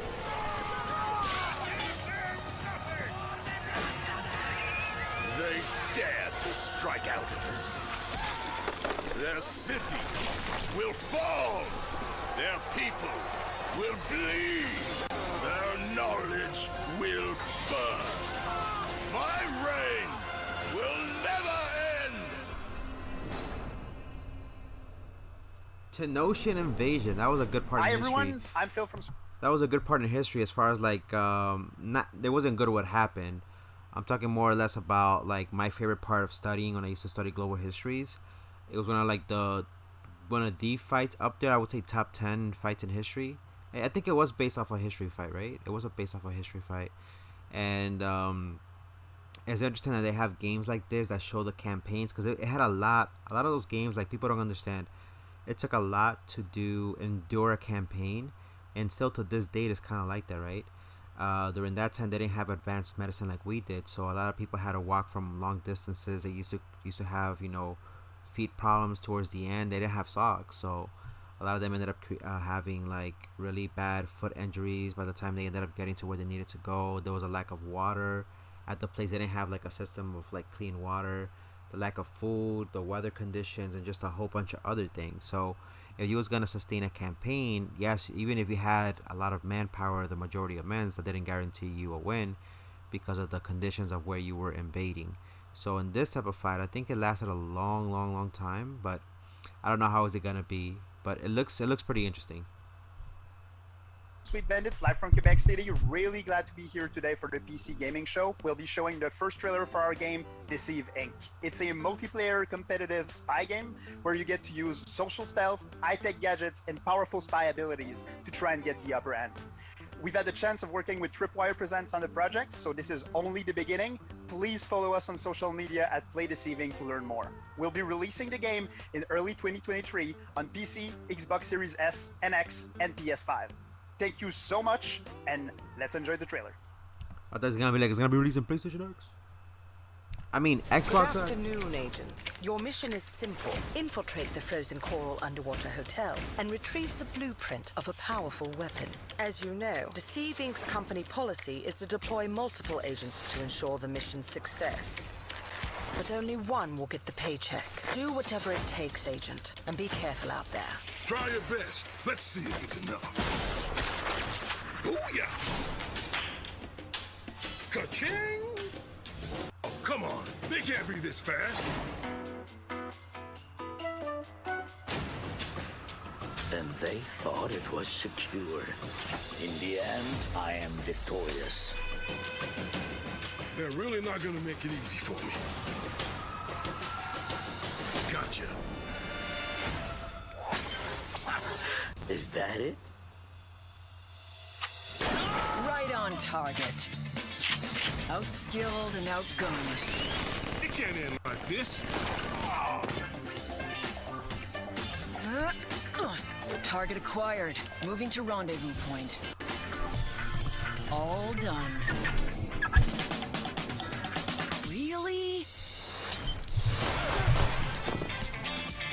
Mission complete. Yo, tell me that's not crazy.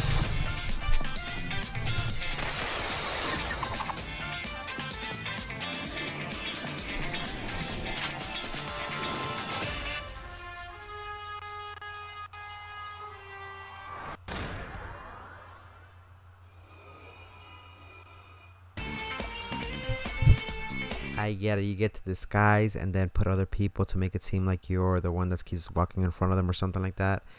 And then when the moment is right, you go and boom, you attack the person and whatnot. That's slick. It looks good. It looks good. It's not bad. Let me ask you something. Do you ever have a reoccurring dream that you really wish would come true? I mean, mine personally involves a flight of unicorns and a Valkyrie army on Pegasuses, but yours may be different. But, somehow I doubt it. This year, we partnered with the PC builders at iBuyPower to bring a very different dream to life. My dream PC room. Unfortunately, there's bad news for me. I don't get to keep it. But very good news for one of you. We're going to be giving the entire contents of this room away to a lucky winner watching the show. So let's dive in and see what's up for grabs. The beating heart of any PC gaming dream room is, of course, the rig, so let's start there. As you can see, the mad geniuses at iBuyPower have built an absolute doozy. The first thing you'll notice is that Height Y60 case with its wraparound tempered glass panels. This thing is built from the ground up to display the sickest PC tech you can squeeze into a desktop machine. And let's face it, if you've managed to bag a serious graphics card in these dry times, you owe it to the silicon gods to show it off properly. Okay, the case and lighting looks dope, but for this to be a true dream PC, I like Subnautica. we need more than just Did you play the DLC? Grip. Luckily, the substance matches the style. So let's check out the guts of our dream PC, and trust me, there's plenty of power crammed in. The big question, though, is what pixel pusher iBuyPower has used, and you won't be disappointed with an overclocked RTX 3090 from Gigabyte, right? This 24GB monster of a GPU packs the cooling to stay chill and the power to smash through any game you throw at it. The graphics card is the rig's MVP, but any superstar needs some dope backup, and the fastest gaming CPU around, the Intel 5.5GHz Core i9 12900KS with 32GB of DDR. Shit, this computer still got the i7, but they got the i9 already. The i10 is I think available already, and it costs way more money, but it's like, that's overkill. But I think that's the direction we're gonna end up going. So if I do end up getting something, I think I'm gonna go for the i10. I think that's out already, isn't it? 5 RAM and 2TB of seriously fast SSD storage, both from ADATA, makes up the perfect support team. Whew, that is a whole lot of PC. But Mika, you may greedily wonder, what about the peripherals? Well, animal lovers, we got you covered, because the Height Eclipse wireless headset comes in plush vegan leather trim with a 30-hour battery life and competition-grade 2.4GHz connection. And you noisy typers are going to love the clicky-clacky mechanical keyboard that comes with it. Oh, I'm sorry, what was that? RGB? Well, of course! Yep. The keyboard and mouse both light up like Atlantic City on a Saturday night. And yeah, you can turn it off so you can actually get some sleep. You can find out more about this gear feature today over at iBuyPower.com, but I know what you really want to know. The info on how to win this beastly setup. So here are the details. Thanks, Mika. Yes, folks, it couldn't be easier to enter our Dream PC giveaway. For your chance, just head over to pcgamer.com/dreampc and follow the simple instructions. There, you'll find a complete breakdown of the prize, which Don't worry, also comes with some very swish monitors as well as the eligibility rules. Good luck, gamers. That is right, just head over to pcgamer.com/dreampc for your chance to win. But for now, let's get back to the games. From Kepler Interactive and A44 Games comes Flintlock, The Siege of Dawn, an action RPG from the team behind Ashen, where gods and guns collide. Guns and what? When the gods first emerged from the great below, we saw them as saviors. Oh, I think we've seen this one. They unleashed a pestilence on our world. No one yet knows if you can kill a god. I, for one, intend to find out. Guns and gods. Yes, this is the game. This is the game I wanted to play. This is the game.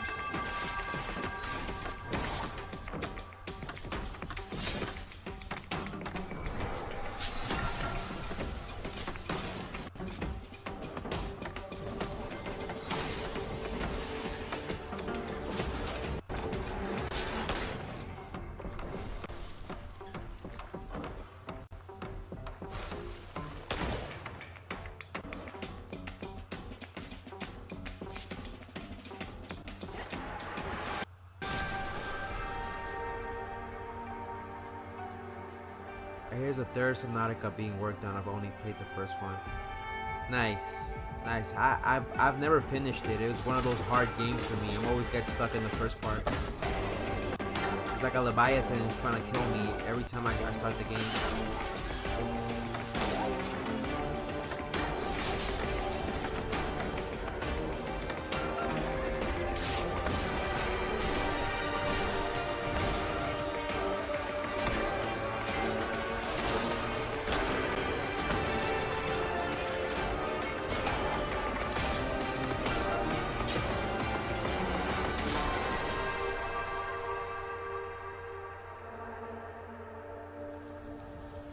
That's gonna be really good.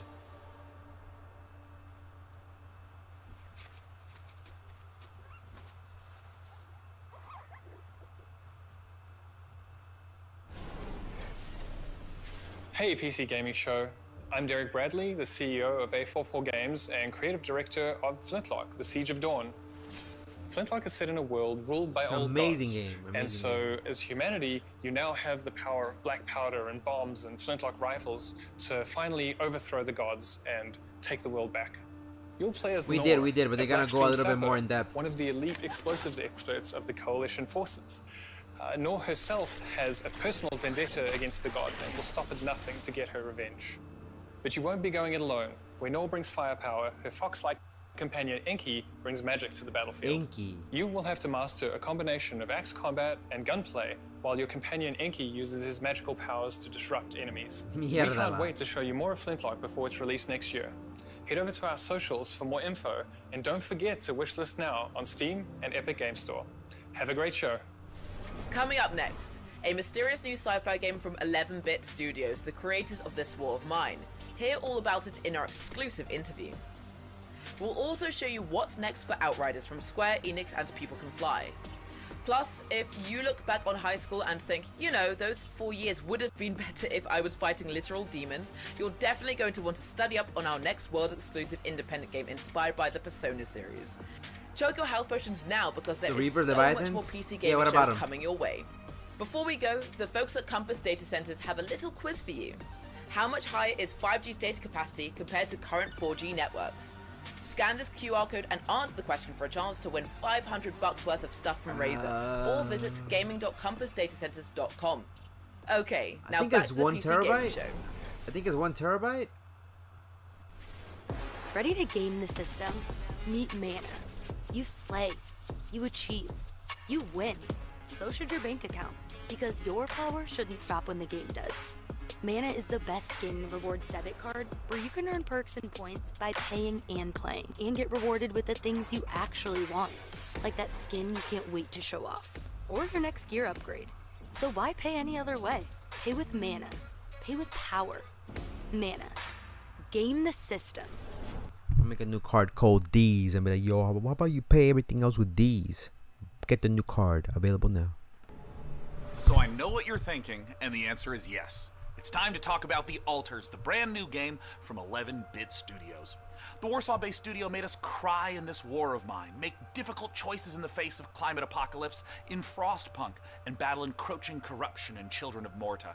The Alters sends us to the deepest, darkest reaches of space, in a survival story that is guaranteed to give you an existential crisis, in a good way. This is a really big moment for this year's show. I can't wait. Let's take a look.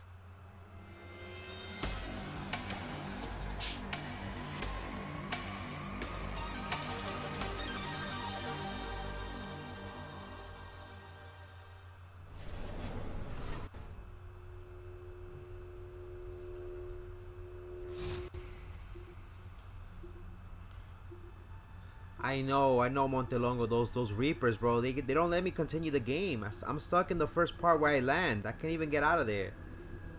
Keeps chasing me, bro.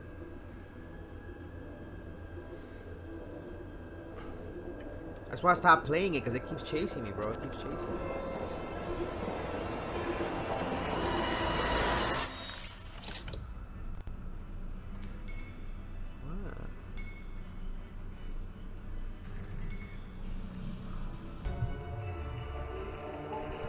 They're all clones of the same person living in the same space.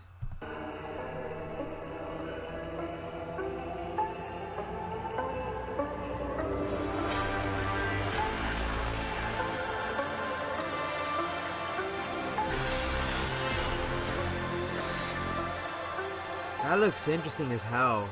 Yeah, I got the Prowler suit, Cyclops. How do you do all that? How do you get past the first part? I don't know how to get past the first part.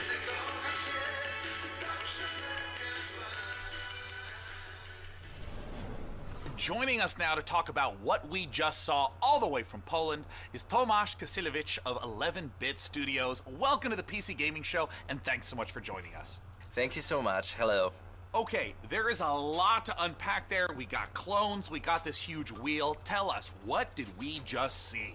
Well, first of all, these guys were not exactly the clones. We saw Jan, our main character, who's traveling with a group of the Alters. I'll freak out, bro. I'll look up to him and be like, what happened to us? Who are the alternative versions of the same person. And they are going through this distant alien planet in their mobile base, which was the wheel you saw at the end. No, so when I land on the planet, supposedly I get out, I saw my ship, and I'm supposed to get to it to see how to get inside. But when I get to there, the radiation starts killing me, and then the Reaper comes out, and I don't know where to go. It's telling me I have to get inside. I don't know how to get inside the ship. So at that point, I don't know where do I have to go and explore. So I'm stuck in that part. That's literally the beginning of the game. So what's the player's goal as they're progressing through the story? So you are a space builder stranded on this distant planet, and your goal is to survive and find a way back home. But the thing is, in order to do so, you need to create those alters, as each one of them have different set of skills and character traits. So these are things necessary for your survival and finding a way back home. So from the trailer, tonally this could be a horror, a thriller, a mystery. What should players expect? Actually, there are bits of everything you mentioned. Like, there is this mystery as we're looking deep into the soul of the character, but what you find there can also be pretty scary. So there are those beats of psychological horror and drama, but then on top of it we have this quite thick layer of surreality. I mean, how surreal would it be to one day, you know, wake up next to a little different next to a Coco with hair and shit. Yeah. Alternative version of your very self. Now, there's a quote that you shared with me earlier, that man cannot remake himself without suffering, for he is both the marble and the sculptor. How does this quote relate to the story? So this quote, it relates directly to the main theme of our game. We as people, we are shaping ourselves every single day with every single decision that we are making. This process, the whole process of becoming who we are, it can be quite painful at times. But in our game, Jan, the main character, he has this unique possibility of not only shaping himself, but also reshaping himself, and numerous times with every single altar that he is creating. Do you see this as more of a classic sci-fi story, something like a Ray Bradbury work, or is it something more contemporary? Well, it is very classic sci-fi in a way that we are taking a relatable topic and we are using the sci-fi theme, we are using the sci-fi setting to look at it through the magnifying lenses. But then when we're choosing the tools, this is a very contemporary game and we're taking advantage of what video games are as a medium. So we're using tools like systematic design and non-linearity in order to put the players in the middle of the experience and in the end allow them to create their own stories inside the game. I wanted to ask a little bit about the relationship of your previous titles to the Alters, whether there's any narrative or themes or even just influence that those games had on this one. Well, the Alters is purely 100% our game, 11-bit Studios game, and it's created in line with our meaningful entertainment philosophy.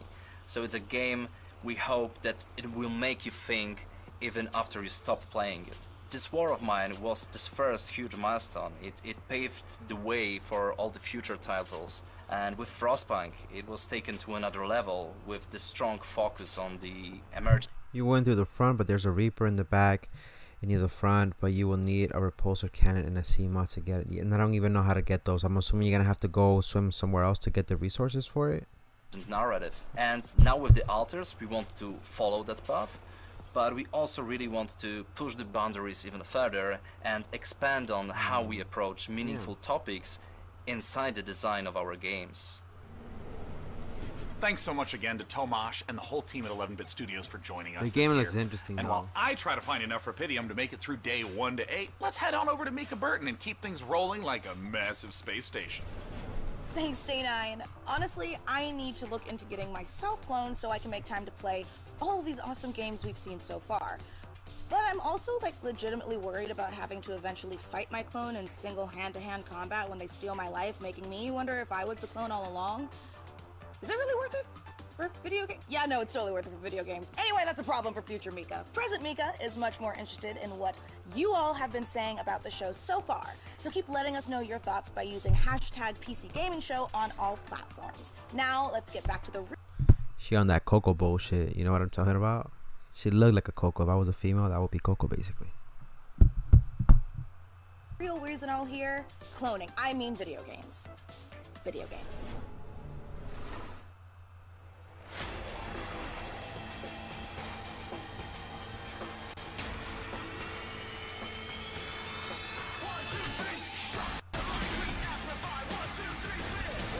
Outriders again? Come on, Outriders again? Outriders again? Bro.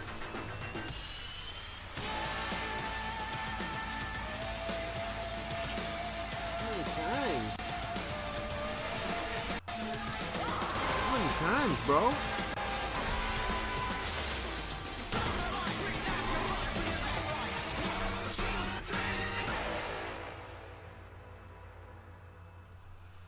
The Coco Lord.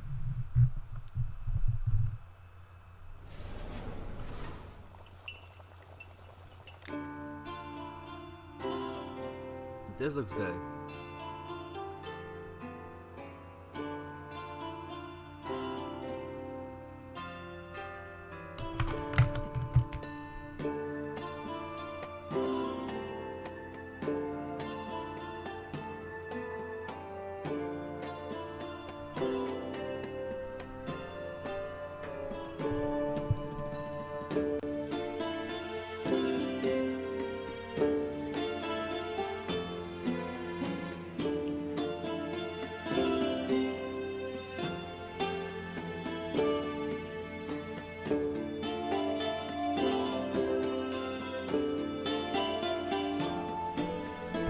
You told me to fucking get Outriders. What are you talking about? You told me to get it. You said, go Skink, you should get it. It's a good game. Play it.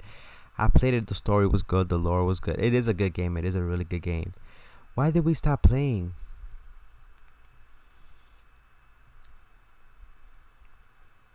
I forgot what we stopped playing, bro. You will need resources which aren't really that bad, but you need to scan parts to unlock it for the Seamoth. And it's really easy to get, and repulsor cannon might take some time. Okay.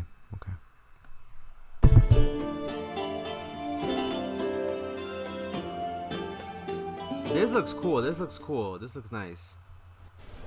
Sure. When Tiny Build lets you open your own medieval potion shop, you get hailed as a master alchemist. But when I do it, I get a sternly worded letter from my landlord about how my cauldron violates our lease agreement. Whatever, it's his loss.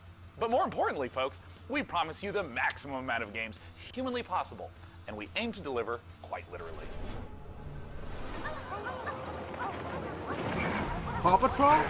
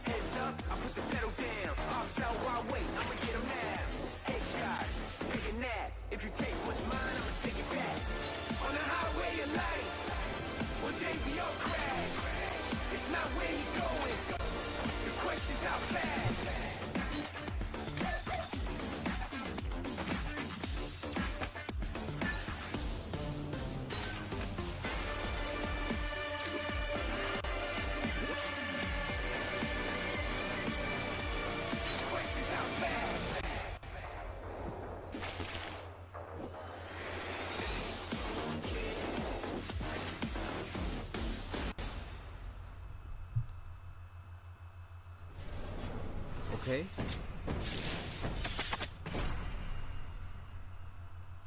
Before your eyes lies the Celestial Islands, a world of peace above the clouds, protected by 4 great houses. Another card game?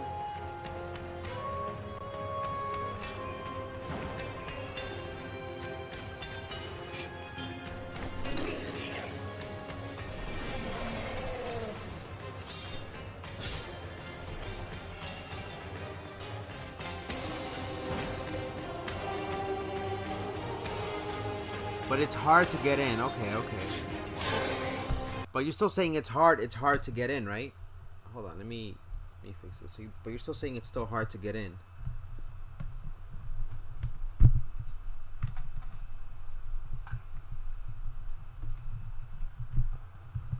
Shit. Done fucked up, Aaron.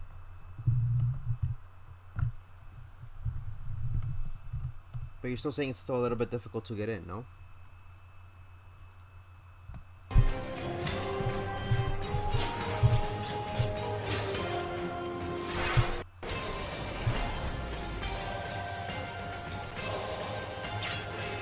Maho Kenshi?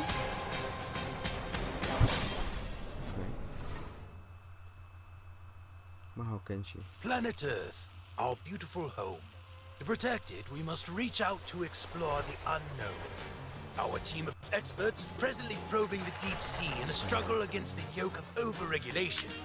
These security and defense innovations Guns look good. allow you to shrink any problem down to size. We surge forward, obliterating the enemies of progress, but we refuse to let these victories go to our heads. We are the future. Killing floor. Oh, wow. That's what he was saying then. And now it's time to give you an exclusive briefing on what's next for one of PC gaming's titans of modding, simulation, and scale, Arma 4. Last month, developer Bohemia Interactive kicked things off by releasing Arma Reforger on Steam in early access. This playable prototype will be a foundation for Arma 4.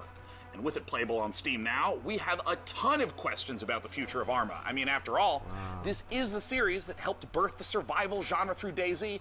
Oh, and also this other little niche genre you may have heard of called Battle Royale to help us peer into the future for this project. we've got none other than Bohemia Interactive. Thank you so much for joining us. Bohemia so as of right now, Interactive, Armor Reforger wow. has been out for about a month. What is it that you've been learning or seeing from players? At first, we've learned that players like Reforger a lot and they appreciate the work we've put into it. We also realized they like modding a lot and they really view this as a key quality of our games.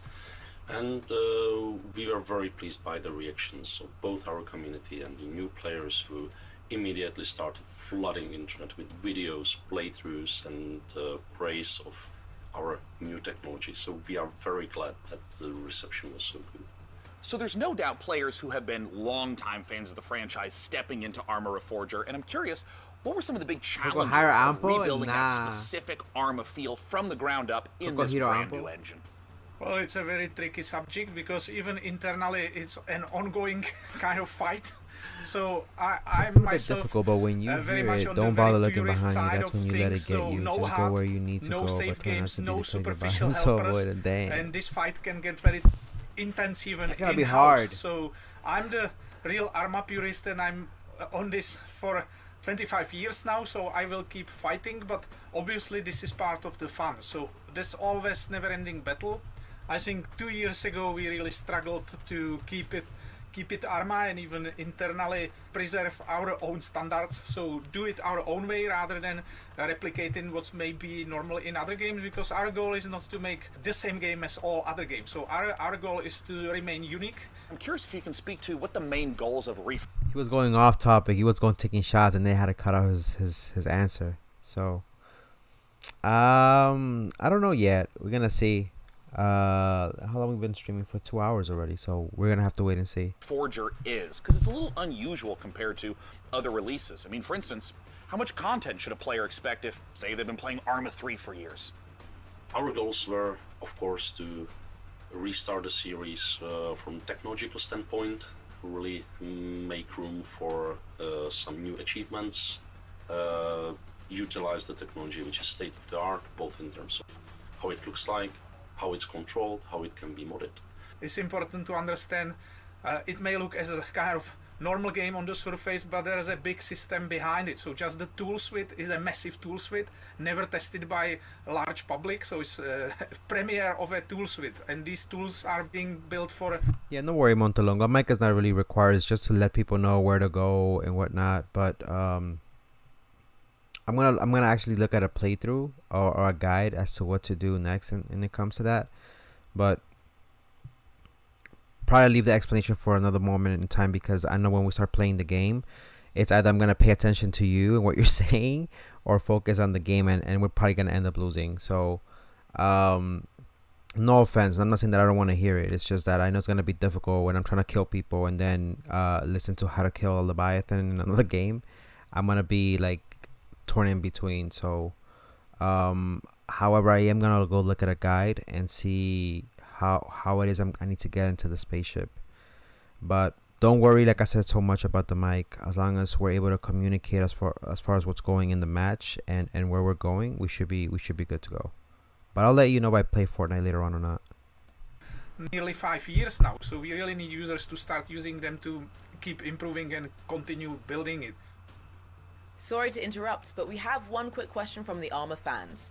Has Russia's invasion of Ukraine...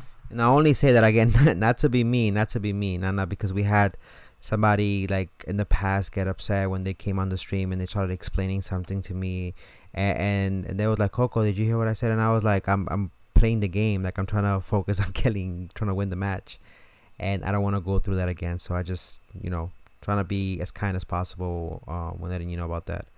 Yeah, just let me know on the Discord. If you can send me a DM through the Discord or just a video of how to do that, that would actually be much more helpful, because then I can go back and rewatch like what is it that I really have to do and go from there, Ukraine impacted your approach to Arma 4 and Arma Reforger, a game that depicts the Cold War? Well, yes, because it's extremely close to us. We even live in a way very nearby, so definitely. On the other hand, we started work on this many years ago, so the direction... Yeah, they got mad at me. Because they said I wasn't paying attention and shit. I'm like, I'm trying to focus on the fucking game, and like, they got upset, then they left the match, and again, that person is no longer in the stream. But I just wanted to avoid stuff like that. And you seem like chill people. So I just didn't want to, burn bridges, because it's happened in the past before. So it's stuff that you have to deal with when you're a streamer, right? Was set before, but we always approach conflicts and armed conflicts with a great level of respect. We're still at the beginning, but we definitely would like to continue in our exploring this serious theme. Arma, as I see it, has always been a bit more of a anti-war game. It's an entertainment product. That's fair thing to admit. On the other hand, given the Yeah, Nani doesn't remember. I think Nani was in the game. Was Nani in the game? We're talking about like 6 months ago, before the season started. Not this one, but the previous one. They got tied and then they left. Looking for drama, bro.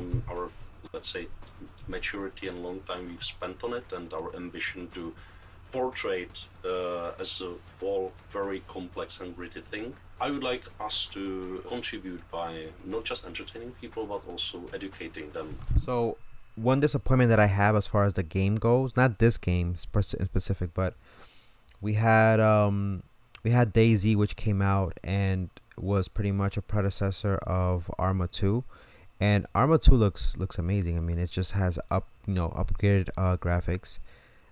Sure, you can give me tips, Montalongo. That would be helpful. Yeah, absolutely.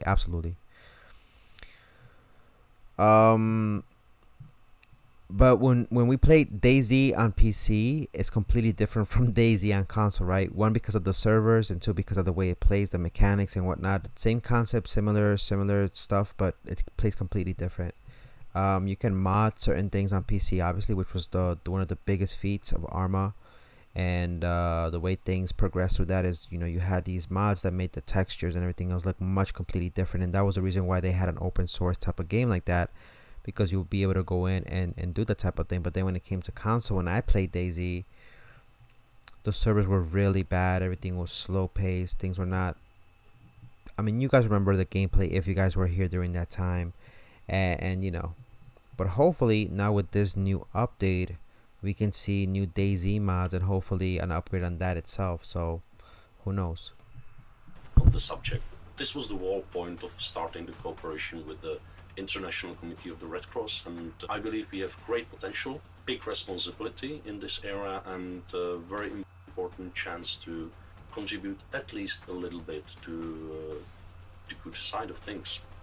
This would not be an interview about Arma unless we were asking about modding. I mean, so many amazing games and genres came from Arma mods, so I gotta know what's possible in Reforger that wasn't possible in the past. Now with this technology, it's possible to create entirely different things, like entirely different games. It has so many variables, but the beauty now is that much more of it is user accessible, unlike the previous games. So people can easily digest how this is constructed in our workbench tools. So unlike previously where it was more hard-coded in the C++ engine, so now they can check the data of every single element of the game and go much deeper than in previous games. So this will be super exciting. Now, I wanted to ask a little bit about performance, because anyone who's played Arma knows that it can get really challenging to get a good frame rate in those massive multiplayer matches. So I'm curious, what expectations should players have about performance leading into Arma 4? Arma 3 was built on foundations laid down in times of single core and no GPUs, basically. So this time much more computations and intensive rendering things can be done directly on GPU, but it required completely a new approach. Again, we are in the beginning, and we know that there are problems, there are difficulties, but we are solving them one by one. We are really gathering community feedback and even our own definitely feedback, so we are moving things forward. And it's about optimization. It's not about, one tip I know and I use is don't always save the game when something bad happens. I remember after days of grinding for the polish suit, there was a glitch where it fell through the map. How? All the technical things. So we are moving forward. Damn. Thank you so much again, both. Arma roleplay was hella funny. There was a few YouTubers who I used to follow gloriously till this day, and I'm not ashamed. Frankie on PC and 1080p was one of them. They were hilarious. They used to be when they used to go as cops and robbers, and you'd be like, hey, stop right there, and they'd be like, why are you driving in a Hello Kitty car? And there was like, officer, is it a crime to drive in a Hello Kitty car? He's like, get out the car. It's gonna be a fine of $150. They was like, what do you mean a fine of $150? Is this corruption? He was like, no, sir, this is a fine. You can either pay for it here or you can go to jail. Bro, the cops were so fucking corrupt in Arma, bro. Bohemia Interactive for giving us the inside scoop on both Arma Reforger and Arma 4. Now, you don't go anywhere because here is what's around the corner. Just around the corner in the PC Gaming Show, prepare to experience terror ranging from the subaqueous to the subconscious with the latest from Shiro Games. It will get out of hand because people be like, I ain't paying you shit. Take me to jail. And it's like, all right, you want to take it that way? They'll take it to a cliff and take you out the car. They're like, wait a minute, this is not jail. They was like, well, you got two choices. You can either pay the $150 fine or you can get pushed off the cliff. Bro, that's how messed up the roleplay was on there. And you couldn't get out of the thing, out of your handcuffs, unless you had like a lockpick or something. Hold on to your butts because front-end development spared no expense on the new Jurassic World Evolution 2 expansion, and get your crowbars ready for Half-Life Alyx Levitation, a special project from some very talented modders. Oh modders, what would PC gaming be without you? While we're here, quick geography question. Which parts of the world use the most bandwidth for gaming? Answer this question for the folks at Compass Data Centers. I know this one. Which cities use the most bandwidth for gaming? I think it was Washington, LA, Washington, California. Well, yeah, LA, and there was, I think, Texas, I think. No, not Texas. Was it Texas? Florida, I think. Florida. What's up with Shiro's slate of projects, and stick around for the debut of 2 completely new games, Decarnation I and thought I lost it, but I didn't save the game up until that point, so I managed to get it back. So when you mess up really bad, just close the application, but make sure your last save was closed. So it's been a crazy couple of months for everyone here at Shiro Games. Thank you so much, Spice Wars Montelongo. marking the most successful release in the history of the company, and it's entirely thanks to all of you. But today, let's look at Dune Spice Wars multiplayer mode. Up to 4 players can go head-to-head and free-for-all, 2v2, all work together in co-op against AI opponents. We're introducing new synergy systems between factions that will open a vast number of strategies to help you crush your opponents. Multiplayer will be available in Dune Spice Wars very soon. Wow, they're making us After 5 multiplayer. years and nearly 3 million units sold, Northgard's story finally continues. In a new chapter set shortly after the events of the first campaign, Ragnarok has decimated the lands of Northgard. Long-standing alliances have been broken. Violence and betrayal now plague the continent. Forced to depart what they once called home, our heroes arrive on unknown shores and find themselves confronted by unfamiliar faces in a dangerous new realm. This Northgard expansion arrives this winter.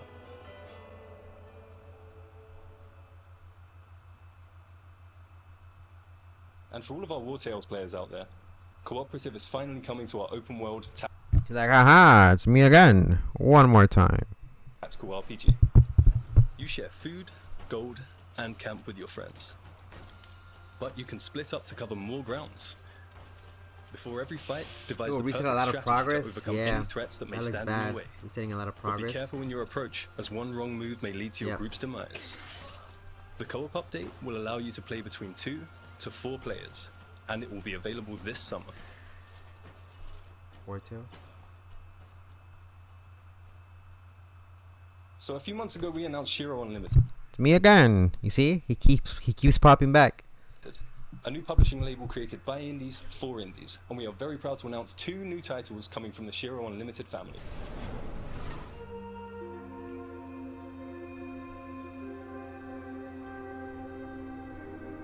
It seemed like our last chance to start again, to escape Earth's devastation. We used our limited resources to lay the foundations of a Can you new imagine life Subnautica 2? You deep imagine? below the waves of this strange new planet. But soon, we realized it was not the dream world we had hoped for. When faced against the darkness of the abyss, we found ourselves helpless. Lost. Isolated.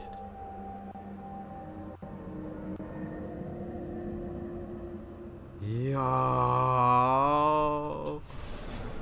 That looks creepy as fuck.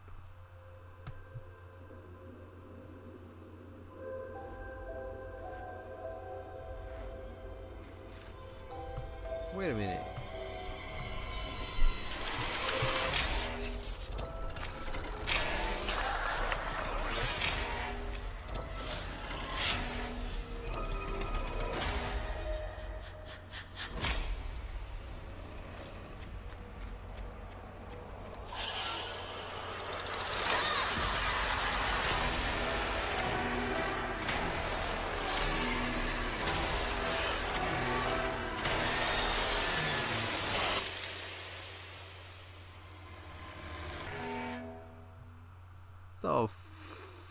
Subnautica is the name of the first one, and Thank you Subnautica very much Below for Zero. sticking with us, everyone. I thought We hope Below you enjoy Zero the was rest a of the show. DLC.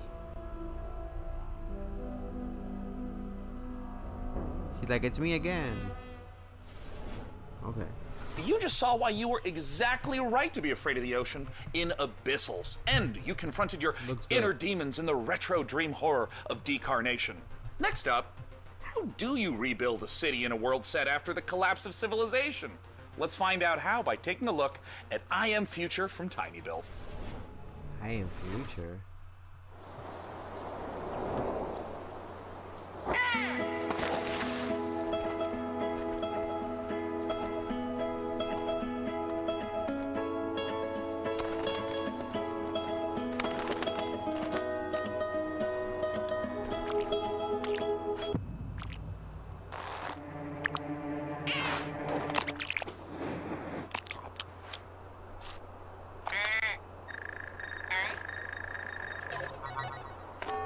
Warning, hibernation aborted. Your total hibernation time was 6 years, 6 months, 5 days. Welcome to Eden, your new home. I have no idea where the hell I am. But damn, this place is gorgeous. On the same planet.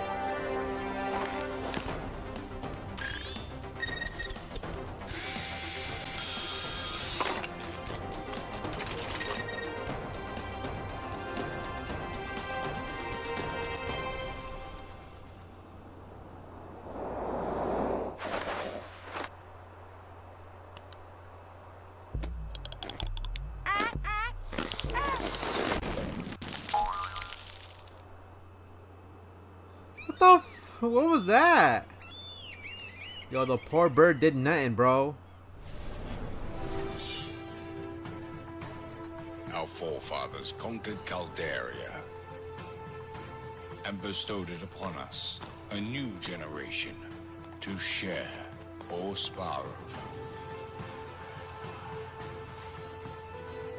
Our great houses seek to obtain the Emperor's favor, cultivating our lands and subjects to improve and enrich the realm. Beginning with ourselves, of course. Prominence can be secured through strength, as well as delicacy. Will you be able to build your legacy of power?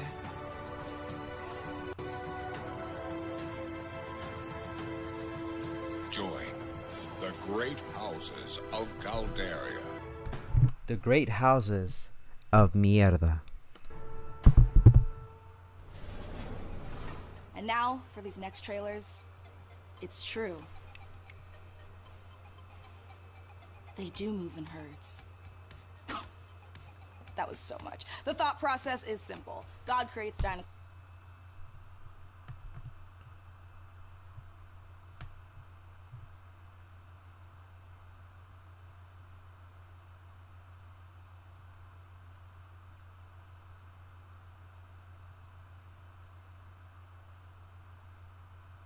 The fuck was that? God destroys dinosaurs, man destroys God. Man creates video games to play with dinosaurs. But just be warned that one of these trailers might come as a bit of a shock to the system.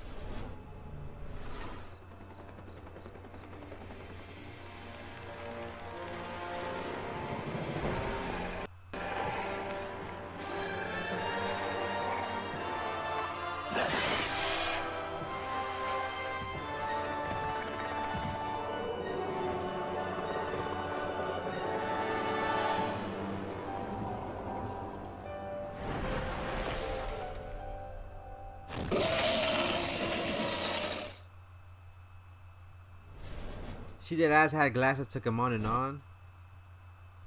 Peace. The 24th, I think, or the 27th.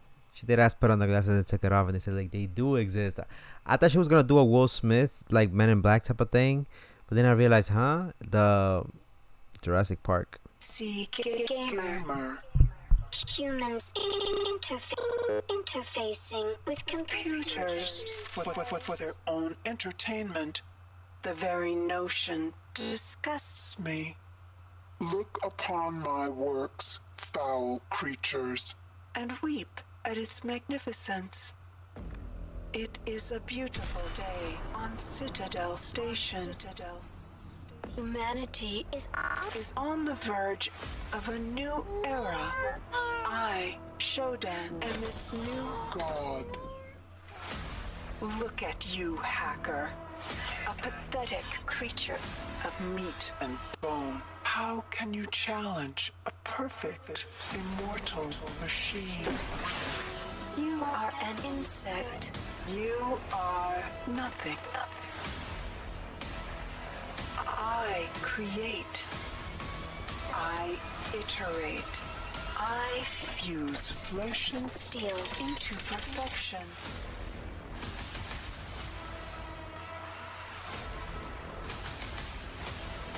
My children, hacker. Their blood is on your hands. You will suffer for your transgressions. These are my avenging angels, and they will have retribution.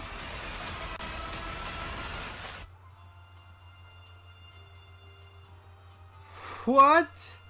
System Shock? For the PS4, PS5, Xbox, for everything. What an incredible and frankly horrifying trailer. Developed by Night Dive Studio, System Shock is the return of a beloved, acclaimed sci-fi saga. Today, to take us even further inside the world of System Shock, I am thrilled to welcome the one and only Warren Spector. Thanks so much for joining us, Warren. Hey, thanks for having me. This is going to be Híjole, in terms of trying to translate the experience of a game from 1994, 3 decades later to now, what doesn't carry over well? The first thing is the graphics, obviously. We did the best we could, but it was pretty primitive back then.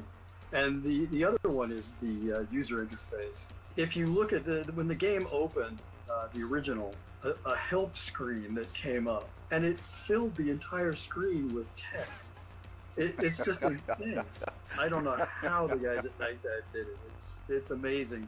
But frankly, as I think back on it, the game actually holds up. All right, pretty Montelongo, well. be I'm safe. Have excited a to good see one. it I'll come see you back. next time, okay? Just wondering if you think many modern gamers are open. So they're remaking pretty much all the video games from back in the day, and they're just giving it a new upgraded facelift, basically. But that's still not a bad thing. Aware of the impact that System Shock has had in terms of gameplay systems, in terms of narrative structure, on so many games that came after it. I'm not sure people see the influence, which is. You think somebody won that PC already? You think somebody won that PC? Let's be honest. You think somebody won it? A little unfortunate, but I think the rest of the world is going to get the chance now to experience it, and I think they'll see. Yeah, I think not it's just on that they're having hold. fun playing this. It's on hold for now, and I feel like the WB is fucking shit up on purpose. Did you see the new Gotham Knights trailer? Not the video game, but talking about they're gonna do a TV series based off of not the game but the comic book, which is not even accurate because they're doing it based off of a high school drama bullshit. Go watch it on at your own peril, bro. They're giving these licenses to other freaking companies who are fucking everything up, bro. Let's just put it that way. And WB, I don't know what they're doing with DC, bro. Game, but also see that other games followed in its footsteps. Nowadays, we walk around with computers in our pockets. We're worried about the evil of algorithms. How do you think HBO owns DC. Well, HBO owns Warner Brothers, which owns DC. Technically, DC belongs to Warner's, but it belongs to HBO. And go watch the trailer and come back and tell me what the hell you think about it. think about a character like Shodan in 2022. Shodan trash, seems straight trash, far bro. too close to reality to me right now. And let's just hope that she doesn't show up as nasty a form as she did back in 1994. Well, Warren, I wanted to thank you so much for joining us, and I want to let you know I cannot wait This is a classical to return back game to that world I remake. played and enjoyed so much as a kid. Cheers. Yeah, I can't wait to return to that world. I forgot Right? basically Right? fans know way more about the game than I do now, so it'll be a new experience for me too. Thank you so much again, Warren Spector, for joining us to talk all things System Shock. I personally can't wait for the game to come out, though. It might completely ruin my sleep schedule, but before... Thank you, Nani, by the way, for recommending the PC Showcase, man. They're recreating a lot of games that I used to play when I was a little kid. You might not be familiar, maybe to some, maybe not all of them, but this is nostalgia. This is nostalgia. Here are some more games to cram into your eyeballs. Since the first pioneers changed the harshest aspects of our world, every generation has upheld the solemn promise of our forefathers, that the rise of Titan would forever be without misery or bloodshed. Yeah, this is good, this is good, this is From good. the solar system, but a lasting amity of reason and justice. This was good. To see a war under any pretext would bring ruin to the great works of mankind. Any victory achieved through that deepest expression. And you know there's a way to make bank out of all of this, because if you target my age and up, a lot of people my age and up are still gamers. You know, it's not like, you know, it's not like they lead a double life. Like, there's people who are gamers regardless. They don't care what people think, because a lot of people think just because you're old, like 30 and up, you're not supposed to play video games. But a lot of people still are gamers. Obviously, if you're a responsible adult and you've done everything you need to do and you use your spare time wisely to play video games, there's nothing wrong with that. And they know that if they target nostalgia and people who used to play these games back in the day, there's still going to be a nice amount of people who are probably pops, grandparents, and whatnot who want to play this game again. And more than likely, they will introduce it to a new generation, because they will know that this is a remake. But if they enjoy the game, they know they're going to find out later on that there was an original one. And who knows, a lot of people are into retro gaming, so the game might be successful more than likely. Of human unreason would be as devastating as defeat. We have but a singular purpose: to establish peace and security for all. Talking about older gamers, bro, I feel sad because I don't know. I think Grandma Skyrim, she's still alive, right? I think so, yeah. They sent her an exclusive thing for the Elder Scrolls 6, I think that's coming out, right? Elder Scrolls 6. And she had her own stuff, and she's been immortalized in the game, so she's gonna be one of the NPCs, I think, or a character in there. So it's sad, bro. It's sad. She's been gaming. She's like super chill grandma that plays Skyrim, and I don't know how much longer she's gonna be around, but God bless her, bro.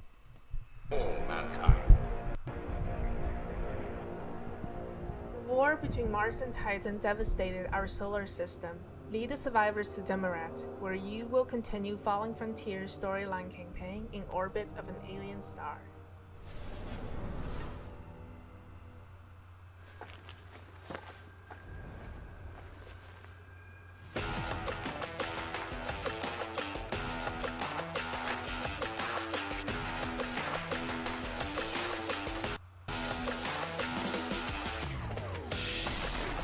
I remember this game.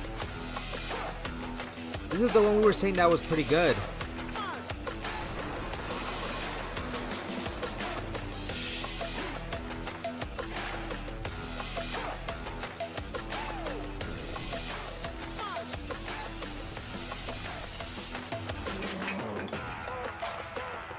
Super people.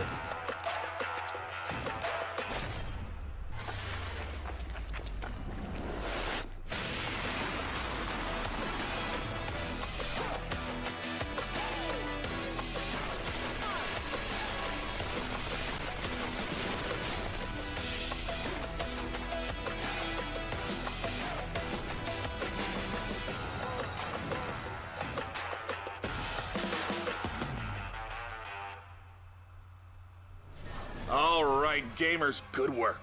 You've made it here to a site of grace. or a bonfire, or a sculptor's idol, or a lamp. Make sure you're staying hydrated, replenish your potions, and most importantly, I wanted to get some keep water. I'm letting us thirsty know as what fuck. games you're excited about using hashtag PC We already stayed Gaming with Show. might as well stay for the personally, last hour. I can't wait to play the altars.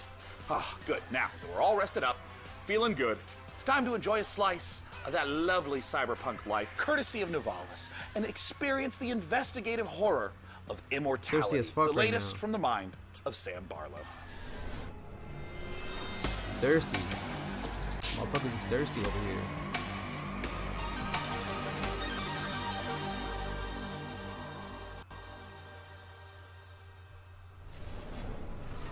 I believe we have a short clip here. Do you want to tell us what we're about to see? Well, I don't want to spoil things too much.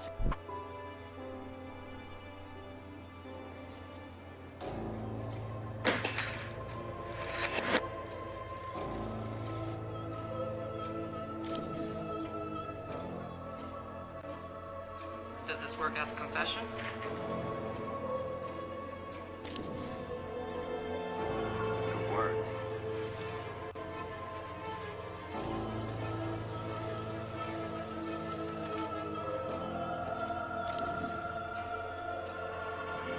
That's fabulous. Now it's worth more. Did you ever read his diary? Wait a minute. Did they chop off that man's dick? Hold on, I gotta go back.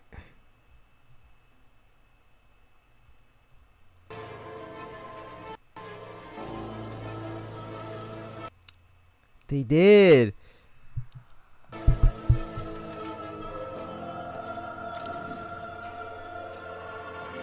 That's fabulous. Now it's worth more. Did you ever read his diary?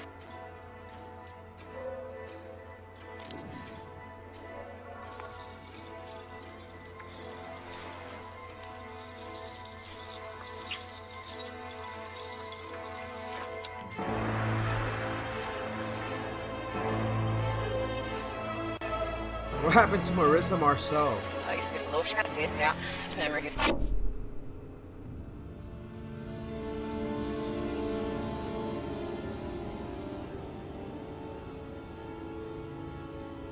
We can take a break.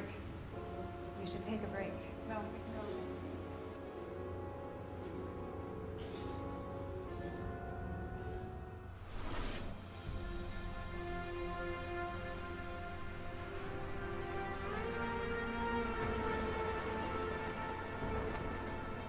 Hey, boss. Time to wake up. We got customers waiting. What do you mean you don't know where to start?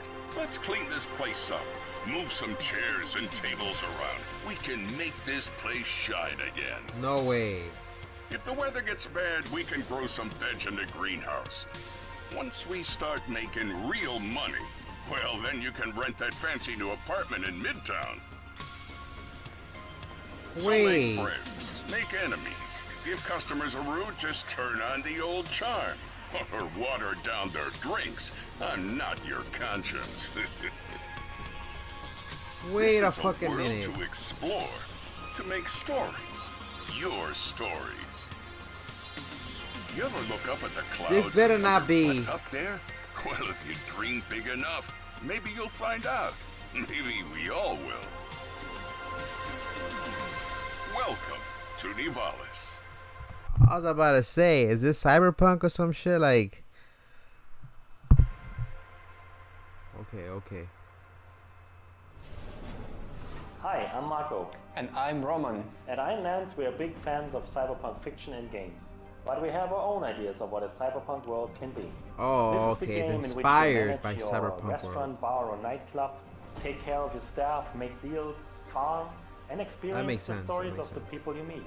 Or maybe you just want to take the day off and go fishing at the docks instead. Nivalis primarily uses voxel art for the environments. We spend lots of time creating a unique I thought it was cyberpunk, but it's inspired by cyberpunk. They wanted to create a cyberpunk themed city where you are a nightclub owner or a bar owner or something like that. atmosphere with high levels of detail and dynamic elements. We are excited about the cyberpunk world we're making, and we can't wait to see the choices you'll make and how you'll choose to live your life when you come visit us in Nivalis. You can wishlist Nivalis now on Steam and the Epic Game Store. Mana is the gaming rewards debit card that puts the power back in the hands of players. I need you to go sign up for my new credit card that you can use to buy games and get points. It's called D's, D-E-Z. Go get that new credit card, boy. Open it up. You just need a 500 credit, bro. With every quest you complete and every purchase you make, you're earning for the rewards you actually want. We make it easy for you to set up and start. Just sync your favorite games to your Mana account and start earning real-life rewards the next time you play. So why pay any other way? Pay with Mana. Pay with power. Mana. Game the system. Get ready to overclock your eyeballs, because this next trailer is coming in hotter than my computer with 3 Chrome tabs open.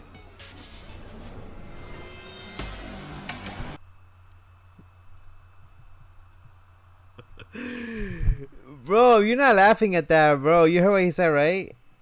He's shitting on Chrome. He's shitting on Chrome big time.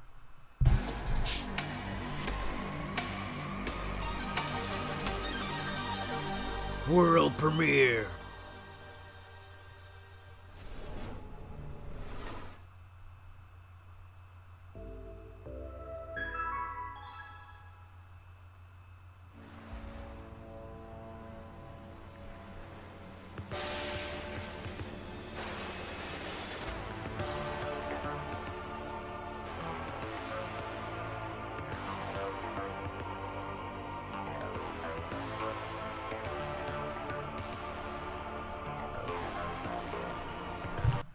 My go-to as far as security goes, but not for me to...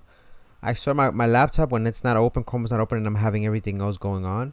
It's nice and chill, but as soon as I turn on Chrome, I'm like, fuck. That and the PS4, I'm like, bro. And then my PS4 doesn't do that unless it's processing a heavy game, but...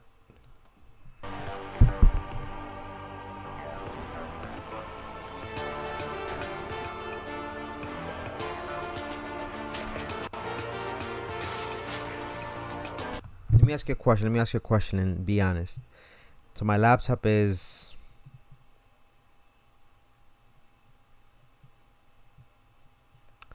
twelve years old, I think.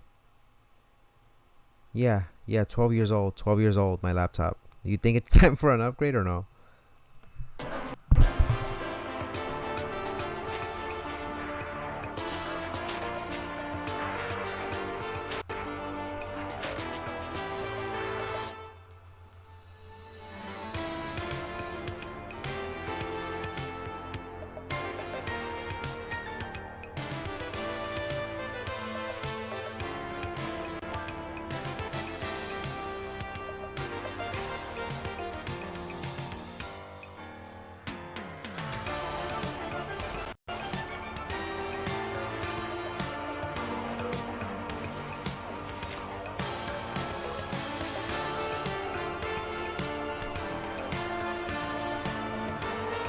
It's my baby, bro. It's been with me since, like, it's been through hell, bro. It's been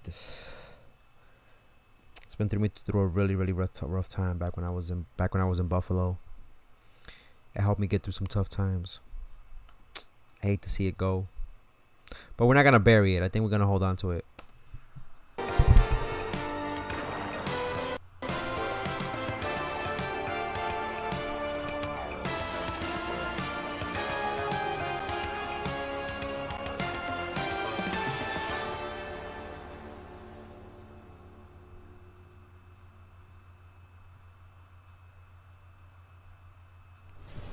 You just saw Demon School from Welsh developer Isbrid Games, and now it's time to take a bit of a spooky transition. If you're at home, turn on all the lights in the room, make sure the salt circle is unbroken, and check to see that your door is properly painted with sacrificial lamb's blood, because things are about to get certifiably What the terrified. fuck?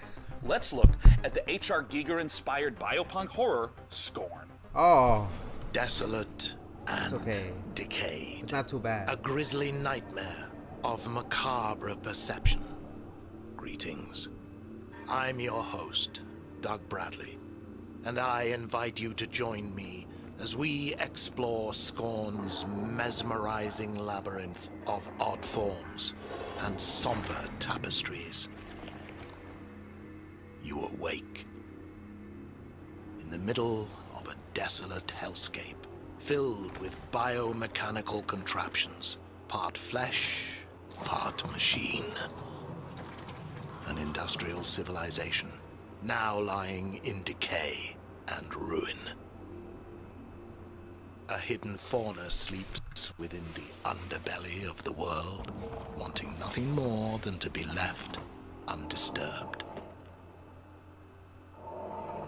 Scorn has been carefully crafted with great attention to detail. Everything is focused on building a specific atmosphere. Remember this game? This game got announced 10 years ago, right? That's crazy. And now it's coming to fruition. Everything is focused on building a specific atmosphere. From a unique organic ecosystem to an unsettling soundscape created by Ethek and Lustmore. Scorn has no dialogue, so most of the storytelling comes from the environment. Discovering the ever-present symbiotic relationship. So if you don't know who H.R. Geiger is, H.R. Geiger pretty much is the guy that created the whole Alien franchise. Not the guy that directed the movies, but the actual guy that designed the actual xenomorph. He created the xenomorph. So he's the one that has all these designs. He's an artist himself, and most of his art looks very futuristic-ish. He has his own style, but you can see where he gets in things. This stuff inspired from the xenomorphs. Relationships and how things are connected equips you with the tools to progress. While there is shooting within the game, Scorn is not.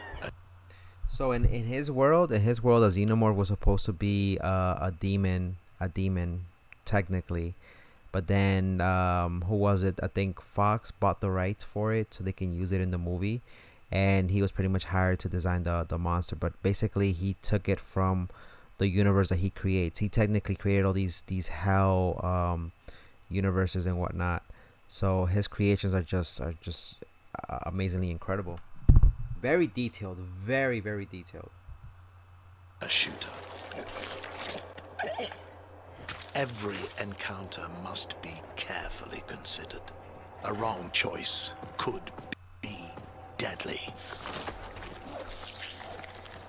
I hope you've enjoyed this glimpse into the twisted world of Scorn. The team at Ebb Software can't wait for you to uncover the secrets of this unique world as you experience Scorn firsthand this October. Are you prepared to unravel your inner self within Scorn's world of horror? Yes.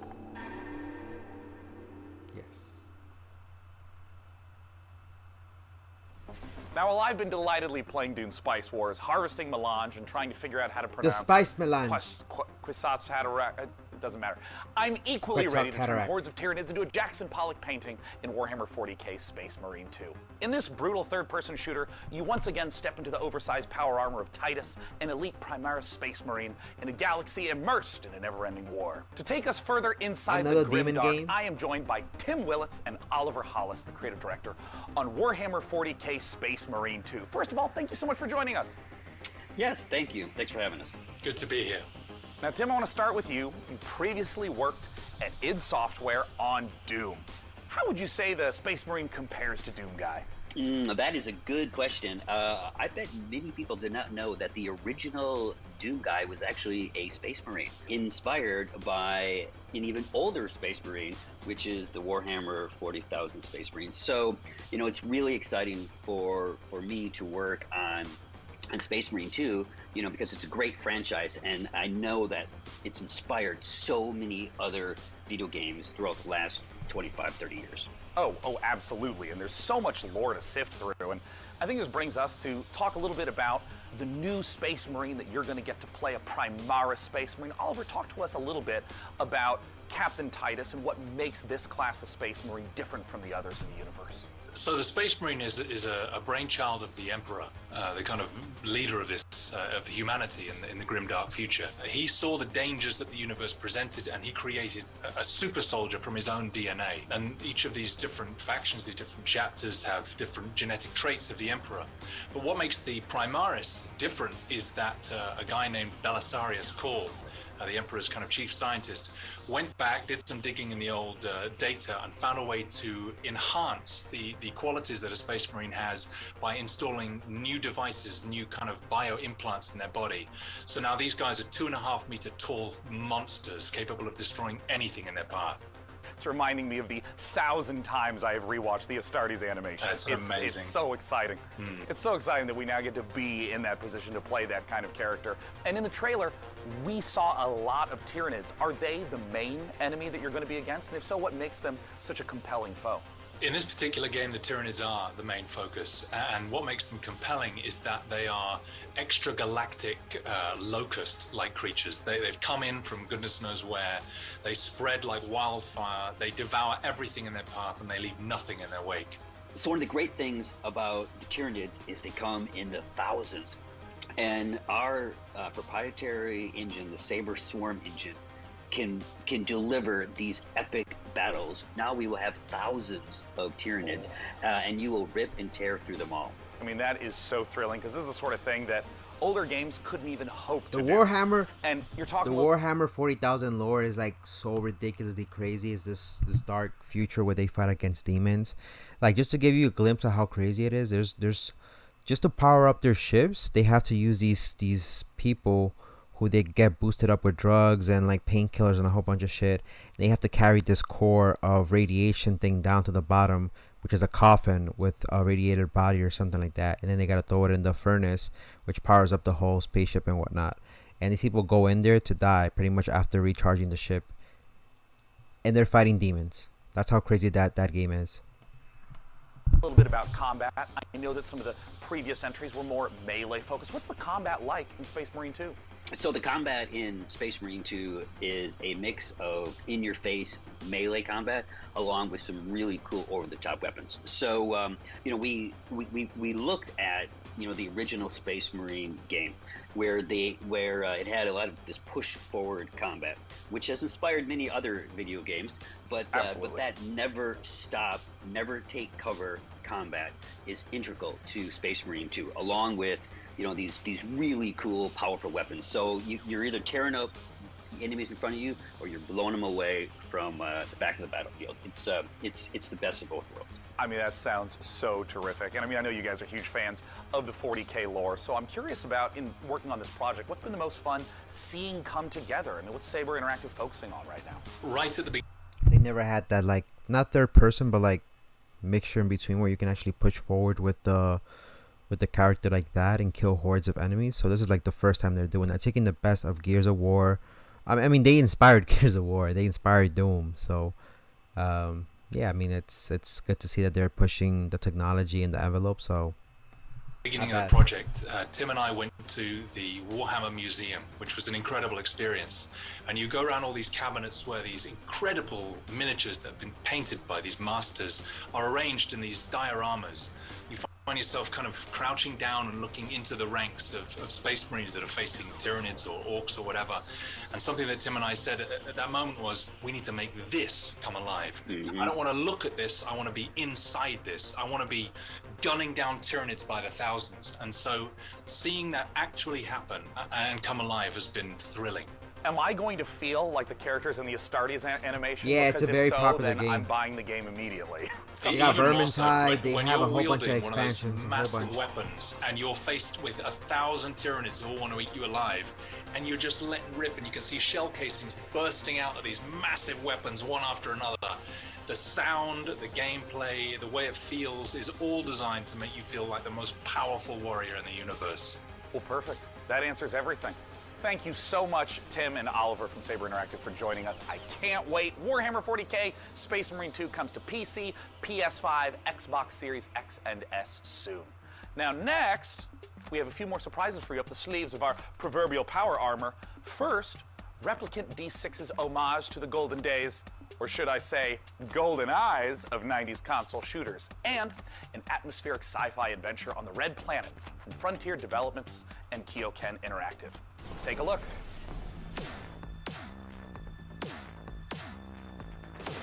The 007 game?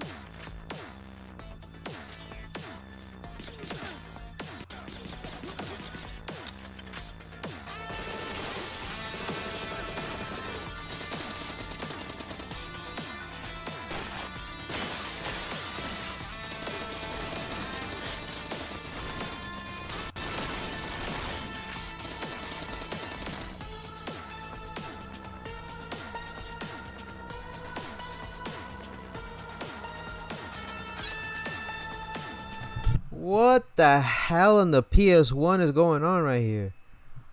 I mean, Nintendo 64 is going on right here.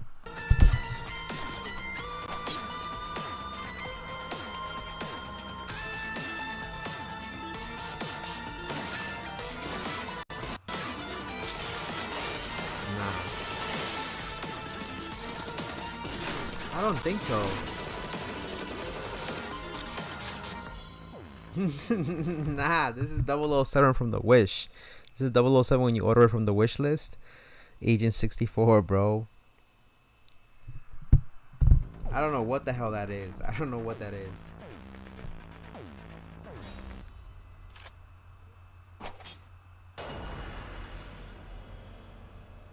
It's a bootleg 007, bro. Sarah? Ryan? This is Kathy. Can you hear me? Please come in. Nah, bro. You gonna pay full price, $60 and shit? Mission Opera has only one objective. Bring the Arks and their revolutionary technology back home. Here we go, Opera Team. The journey of 1,000 miles begins with a single step. I need to know that when we get there, you'll make the right decisions. We can do this.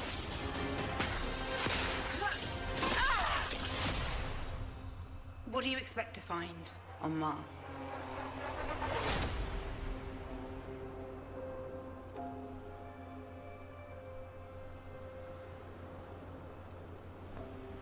Interesting. PS5, PS4, Xbox, for everything. Not bad. Hi, my name's Elise Chappell, and I play Kathy Johansson in the out-of-this-world sci-fi epic Deliver Us Mars. Join Kathy and the crew of the Zephyr on an unmissable adventure as they journey to the Red Planet to recover technology vital to the survival of Earth and humankind. Deliver Us Mars is set to land on September 27th and is available to pre-order now on PlayStation. Would you hit though? Xbox, Steam, and the Epic Games Store. Stay a while and listen. To this list of games still to come, the team behind Half-Life Alyx Levitation will put their mod where their mouth is, and then it's paradox time. Not as in us creating an actual time paradox, we're going to show you the latest from Victoria 3. Plus, you can literally scare your entire butt off with the creeping horror of Gloomwood. All this and more in just a moment, but first, a final pop quiz for all you Valorant, CSGO, and League of Legends players. How much has esports revenue increased since 2016? Compass Data Centers wants to hear your guess, and you 800 can scan this QR code million? on the screen for a chance. I would say 800 million maybe. 800 mil. Yo, that has Danny? Wants to win a $500 Razer gift card. She was a baddie. She was a baddie. She was a baddie for Shweezy. To enter. She was a baddie for and Shweezy. Now, She was a baddie for Shweezy. I would say 800 million is how much esports has made. I kid you not. Maybe 500 million. Maybe 500 million. back to the show. Up next, we're going to take a look at Stormgate, the highly anticipated real-time strategy game from Frost Giant. Then, our resident RTS addict is going to sit down with some of the game developers to ask the hard-hitting questions like, when can we play this already?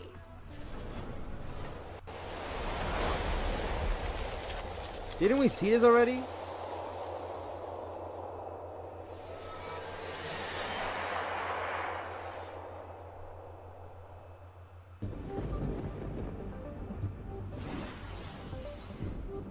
2 years ago, our team assembled with a shared vision to build a brand new real-time strategy game. Together, we've been fortunate to work on some of the greatest RTS games of all time, and now we have a chance to do it again by creating the next evolution of that legacy. Today, we are so excited to share a first glimpse of Stormgate, an exclusive sneak peek into the universe and game that we've been creating for you. Stormgate takes place in an all-new post-apocalyptic setting where science fiction and fantasy collide.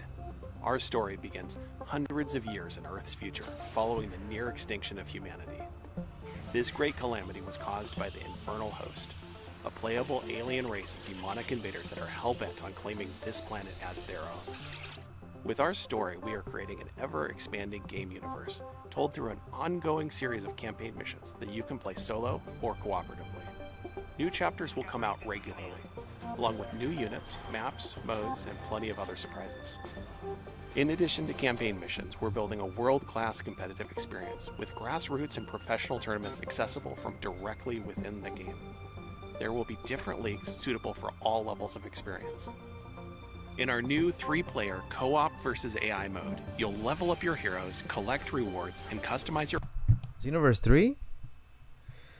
Wait, Xenoverse 3 or Xenoblade? forces to open up new styles of gameplay and long-term variety. Yeah, this is the game I wasn't too interested in. This is the one I was like, eh. Stormgate will be free to play, but not pay to win, and there will be no NFTs. Beta testing starts next year, and you can sign up now to reserve your place in line at playstormgate.com. Nah, it's a bunch of bullshit. You know there's gonna be microtransactions. It's not pay to win, but there will be cosmetics. So there will be microtransactions. It's just a fancy way of saying we're not gonna give you items for you to play to win, but we will give you microtransactions.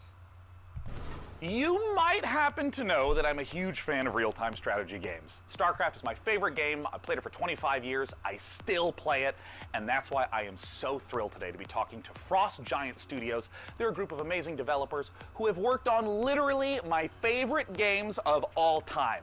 And we're here to talk about their brand new, free-to-play, real-time strategy game set in a post-apocalyptic Earth. It's Stormgate. And here to talk about it is the CEO and production director at Frost Giant, Tim Morton.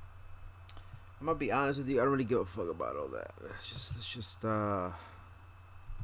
for us, but even that first cinematic.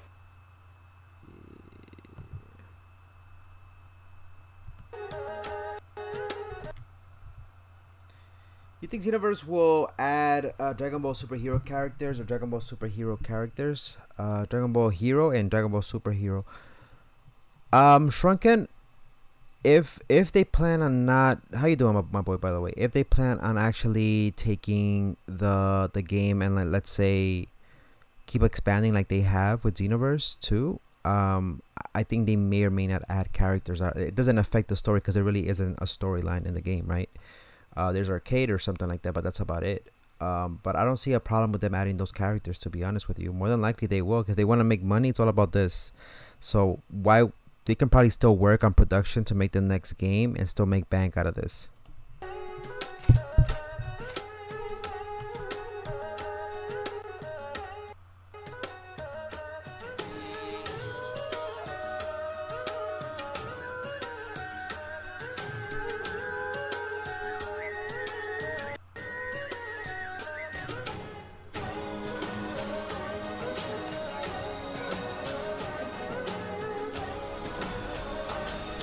Story? Okay. But it's its own standalone story, right? It's probably its own standalone story.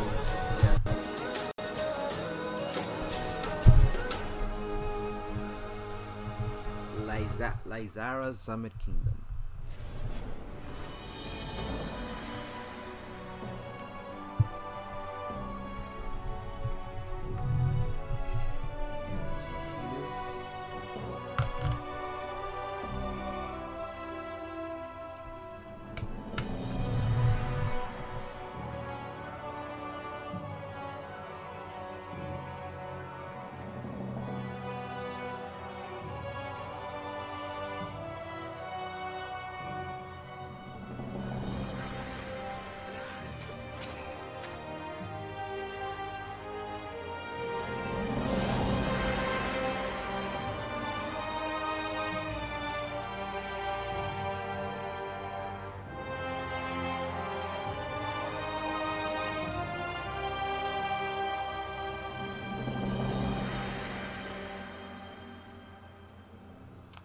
I don't know what it was about, but it looks alright. That was Frozen Flame, an open-world survival RPG from Dreamside Interactive, where you'll embark on a fantasy adventure in a world reshaped by a magical calamity. A cursed land full of environmental hazards and massive monsters doesn't sound like the kind of place you'd want to build a cozy home with your friends, but instead you'll be raising fortresses and trying to tame the world, eventually growing tough enough to tackle the citadel that looms over everything and break the curse. Or you'll end up in the belly of a monster. Still kind of cozy. The demo for Frozen Flame was released just before the show, so you can jump in or grab some co-op buddies and see how long you can survive for right now. And keep an eye out for the early access launch later this year.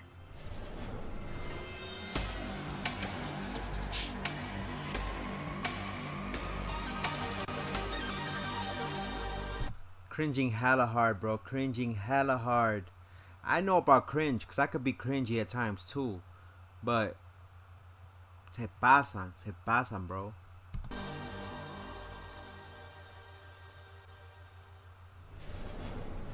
If you could listen to the noise of history, then you would hear by the sounds of the Victorian age that the world changed forever. The roar of the engines, the bangs from new factories, and the cries in the streets calling out. Welcome back, for Montelongo. revolution. Welcome back, my boy. How's In everything, man? Welcome back. 3, we Victoria simulate 3? this era. 100 years. No, it's the story in the game where they left off when Deborah turned himself into a stone and he breaks out of it. So yeah, I forgot it was his own standalone story then, basically. But it picks up from there. What did she do? Nothing. She was just like, I forgot. She said some bullshit. I forgot what she said. She could get away. She could get away with it. She can get away with it.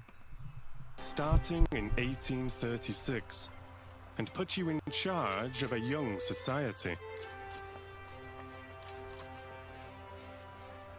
You will meet the people back then, high and low, over cultures across the globe. They are the beating heart. That's one thing I liked about Victoria. It taught you about history. Back when I used to have Windows 97 and all this other stuff, you used to have all these games and they used to teach you about history, global history and whatnot, and they were good. They were good. Of your nation, and form powerful groups with needs and desires. Listen to their calls and let it influence reform, or turn a deaf ear to protect what is proven and stable. Your politics will decide where you want to go, but your economy, how far you'll come. Taxes, production, trade, and construction. Play these cards right, and you can harness the Industrial Revolution to turn your cities into titans.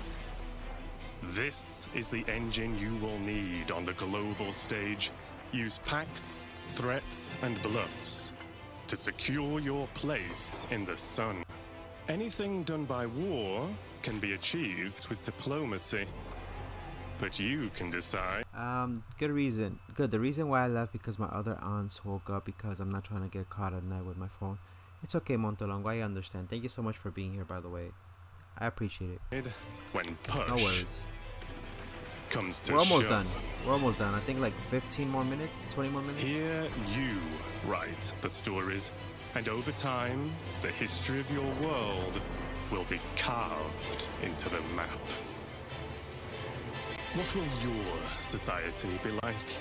What is the sound that will echo over continents and be heard over the noise of time as you create your grand tomorrow? Victoria.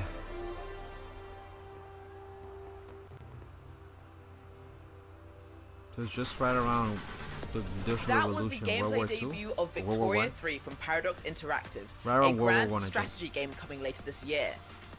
And let us take this moment to let you know you can wish us Victoria 3 by visiting the PC Gaming Show event page on Steam, where you'll be able to find every game featured in today's show. Type pcgamer.com/wishlist into your browser to be taken straight to there. And now, on with the show. Yeah, you better be on with the fucking show.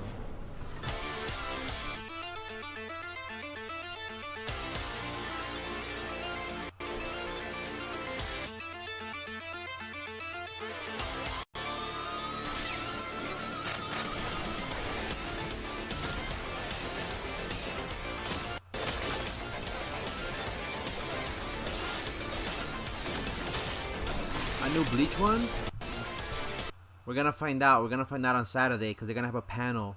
So we're gonna find out hopefully more about the anime, about Bleach. Maybe Bandai has something in stock, maybe not.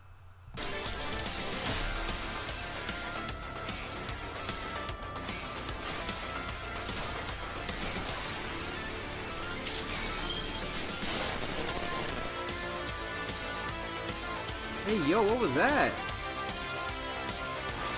Maybe, Nani, maybe.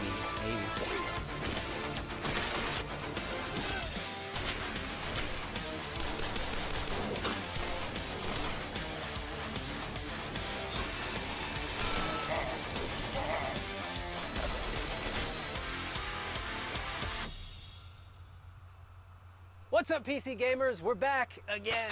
Now, what you just saw was everything New Blood's got going on for 2022. A Medieval the Black Labyrinth, Ultra Kill Act 2, Faith, Fallen Aces, and a brand new update. The sun be bussin'. The Kuba was saying that there isn't an interview he did. You never know. There may be something in stock. Maybe they might be preparing something. You never know. For Dusk that's bringing all new HD models and weapons that nobody asked for. So we're doing it anyway. Now, last year you might have noticed we teased a bunch of games here that we weren't ready to talk about just yet. And we're still not ready to talk about those games. But I want to let you know that yes, we're still working on a top-down shooter. Yes, we're still working on a Fallout-style RPG, my dream game. And yes, we're still working on a car combat game. But we're not ready to talk about those games just yet. What I want to talk about is Gloomwood. Now, 2 years ago, y'all straight up forgot to show the Gloomwood trailer. Last year, you bumped me so Gabe Newell could talk about a bunch of demos or some shit. This year, PC Gamer, you promised we would get to show Gloomwood, so I don't want to hear any bullshit. If you're on a Steam Deck ad right now or some shit, I'm gonna... Shut your bitch ass. Well, he hinted in a Bleach game. New Blood reminds me of the old Doom games. Yeah, they do. They remind me about it. And the Steam Deck looks sexy as hell, bro. Tell me the Steam Deck does not look sexy. I would love to have one. It's just that I'm on the fence. I'm waiting for Nani to take the hit and let me know how it is. And if he says it's all good, he likes it and shit, I may get it. But it looks so sexy. Look how slick it looks. Damn. Tite Kubo is the creator. Yeah. A Bleach, so I'm pretty sure there's gonna be a Bleach game. But if he was just like messing with chat and shit. Steam Deck. Powerful, portable, PC gaming. PC Gamer, you see this puppy? I will drown this puppy.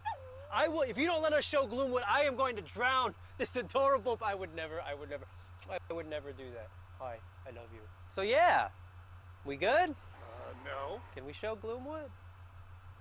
Are you sure? Well, all right. It's about time.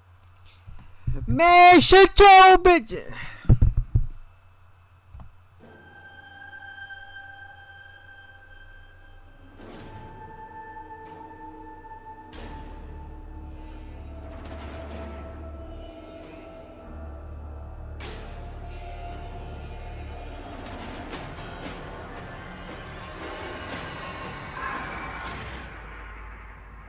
Hello, Doctor.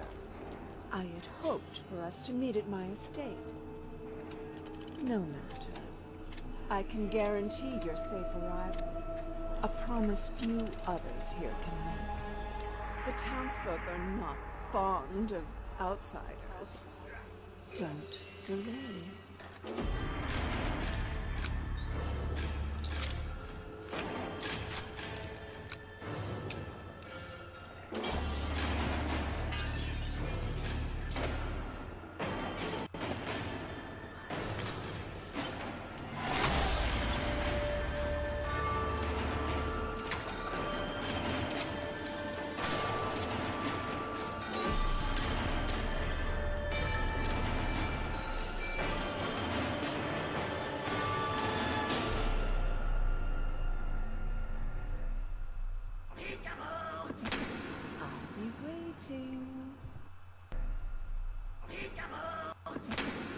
What was that? I'll be waiting. I'll be waiting. I'll be waiting.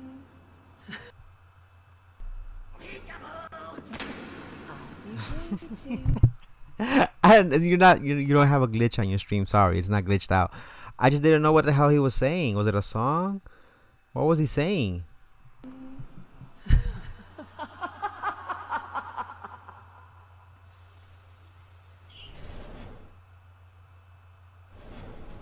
There's only one thing I like more than playing New Bloods games, and that's probably the URLs they make for them. It wouldn't be a PC gaming show without the silliest, most ridiculous website names in human history. Which is why I'm delighted to share that next, we have a group of such games that run the gamut from medieval mayhem to an adorable animal fight club.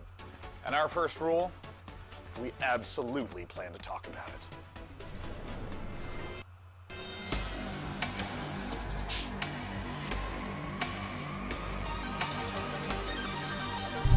World premiere. Bitches.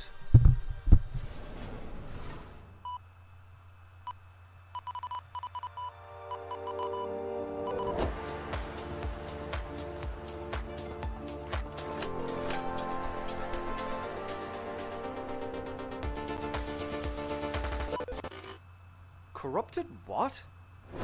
Why is it always doing this just when I need to showcase the game? Okay, I'm gonna take that.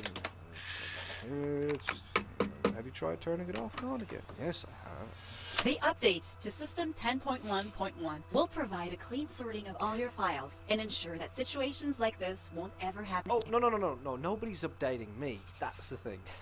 Nope, haha, thank you, but we'll pass. Okay, so I do have a backup of the trailer.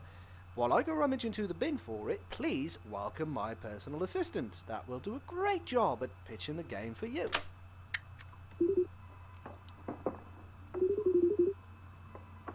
Talk about how cool I am in the story and how funny and witty. You know, just talk about me.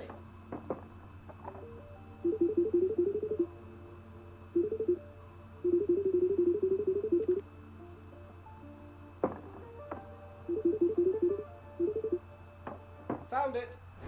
Ah, ladies and gentlemen, the trailer. Okay, who had the amazing idea to save the trailer backup in 14.4 pixels? Do we have any ants working for us?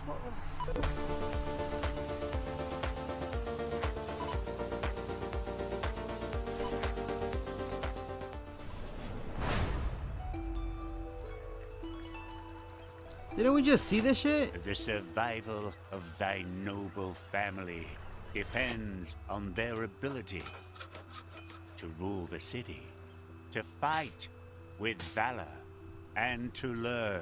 What up, cool boy? How you doing, my boy? If Welcome to the only stream. How's it everything? were that easy.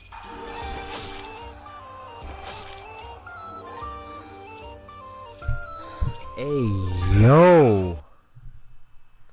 Some Joe Byron shit. No worries, cool boy. Go do your thing, my boy. I know you gotta get ready for school. Go do your thing.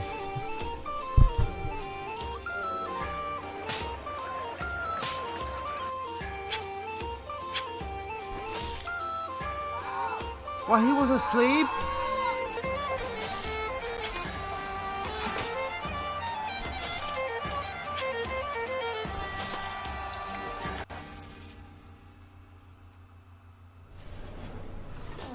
I don't know what you're up to, fuzzball, but back off! Congratulations, my boy. Congratulations, my boy. Go do your thing. Finish strong the school year. Get your good grades up. Get your grades up. Get your money up. Go do your thing, my boy. Go do your thing. I'm proud of you, my boy. It's all goody in the hood. You say I'm goody. That way you can sleep till like 3 o'clock in the afternoon, not do shit, not shower for a whole week and play Brawl Stars all day, right? Sheesh.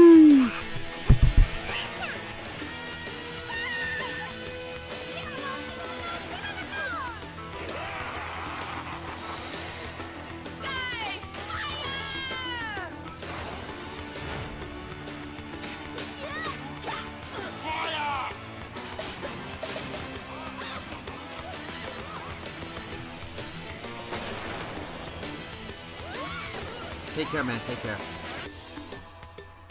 Them's fighting herds? Them's fighting herds.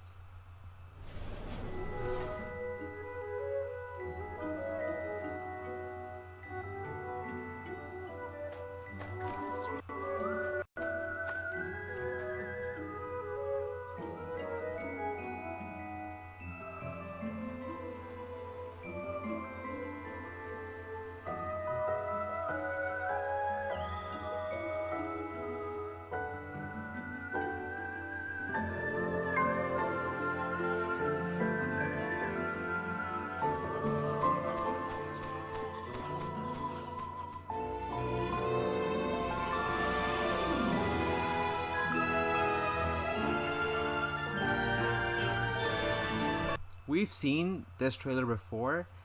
It looks beautiful. It gives me vibes of like Terraria mixed with like the SNS games from back in the day.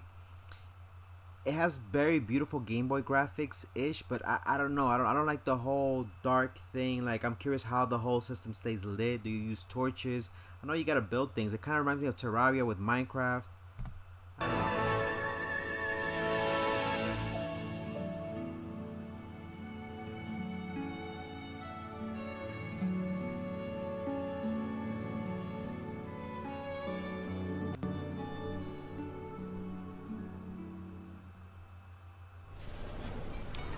That was the latest DLC for Core Keeper, the sandbox survival sim from Fireshine Games and Pugstorm. The Sunken Sea biome update is available on June 15th for all Core Keeper players. Now we have even more twists and turns and trailers, so press enter to continue. Did you press it? I'm gonna go ahead and assume you pressed it. No, but seriously, press it.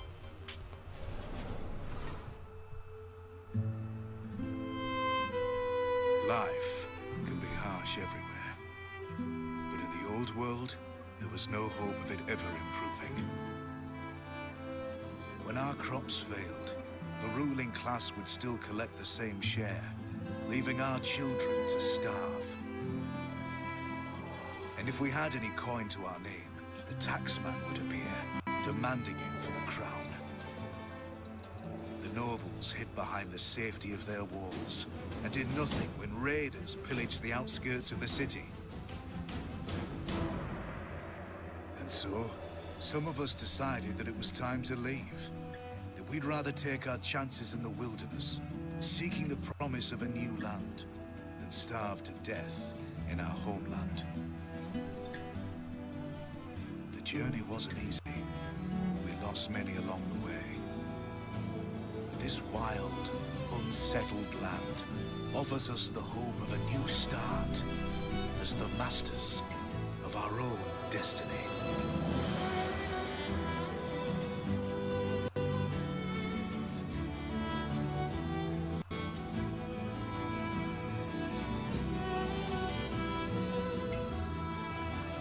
Farthest frontier. Why does that sound familiar?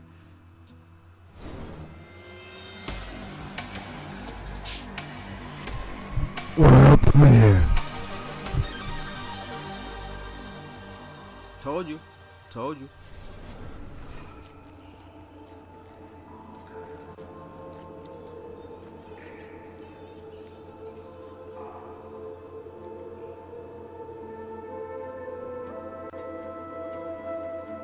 What up, Slump Lord? How's everything? Welcome to the stream. What is below is destined to be understood. Our life depends on the whims of the weather. Our life is tied to this earth. The water we harvest, the plants we grow, the air we filter. Any waste would be fatal to our survival. We must learn to live in harmony with this world. For too long, we have wandered without purpose. The color scheme looks beautiful. The artwork looks beautiful too. So, I like this one.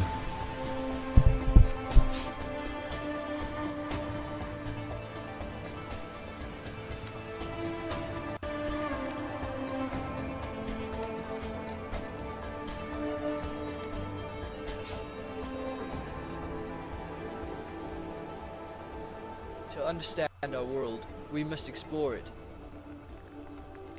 We must find the tablets, the seeds of knowledge that bind all the elements together. To build our survival. To build our city. To live happily.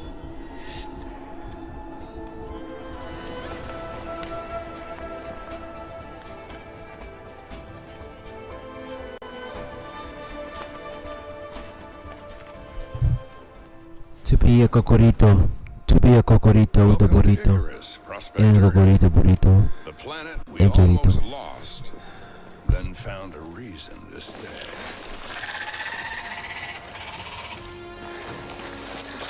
Take it from me, this place wants you dead. But we've made progress, learned the lay of the land, how to use Icarus to our advantage. friends at the UDA are offering up a slice, a whole new terrain. No worries, Montelongo. We're always done. We're almost done. You can go play your game. No worries. And thank you for having me in the background. There's like 10 more minutes left in the stream. Think you got what it takes?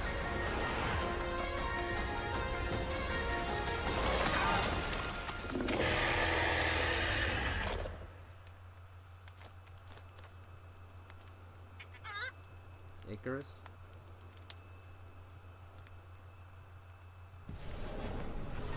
In the rich tapestry of the PC gaming community, modders are one of the most inspiring subcultures. In fact, some of the most popular genres today started as PC gaming mods. Right now, modders Sean FMP1 Snelling and Corey Latto are making something incredibly special in the form of an ambitious mod for Half-Life Alyx.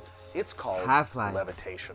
It's an original 4 to 5 hour campaign that builds on Valve's original VR game, Half-Life Alyx. With Alyx searching for a pair of rebels gone rogue, they've discovered a strange floating building in Sector X and decided to investigate it, against orders, obviously, and now it's your turn. Let's go back to the world of Gordon, G-Man, and Alyx with this exclusive gameplay footage. Alex, according to this old resistance map, there's a control room somewhere outside the building you're in. Sorry if that's vague, the map was drawn using somebody's blood.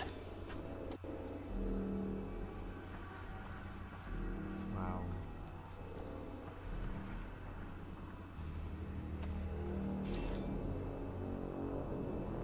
Yeah. Yeah, Half-Life is good, bro. This was not a bad PC showcase. This was not bad. This was not bad at all. My man, they bringing back Half-Life. Man, that's fucking nuts.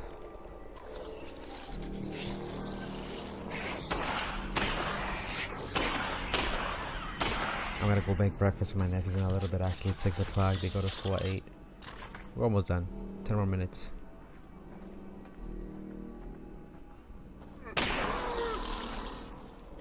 It's like parasites. Jeez. I thought they were turkeys for a moment, or like chickens.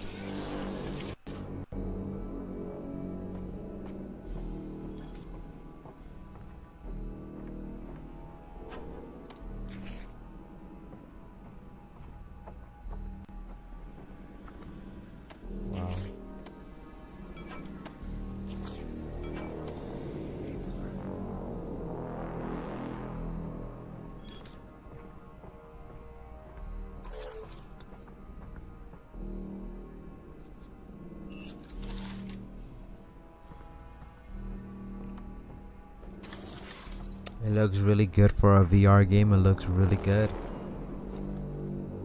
I like the fluidity. I love the way the atmosphere looks, the lighting. It's looking pretty.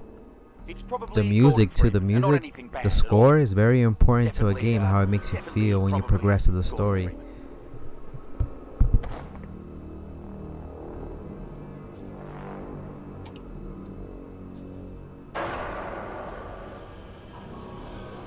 So the plan is to get to that control room and get Gordon. Oh boy.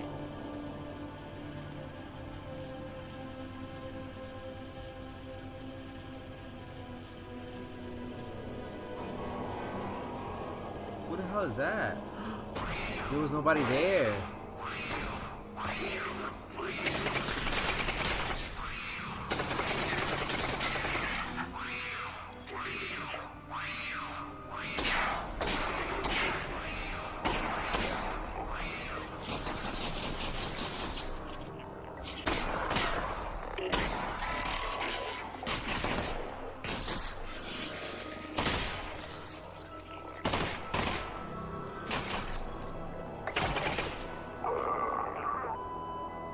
Crowded down here, Russ.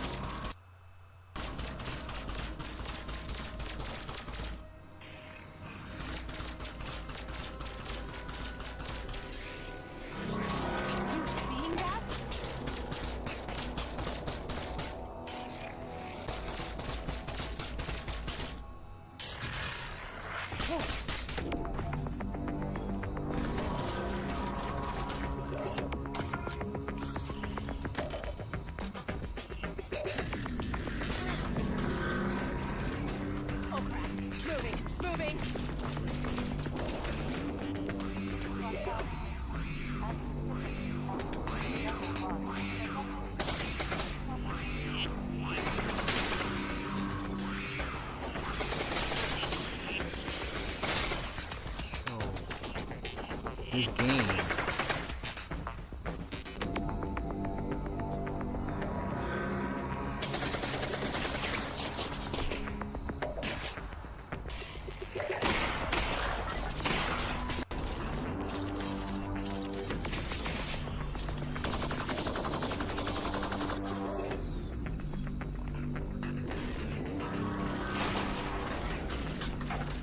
Environmental destruction.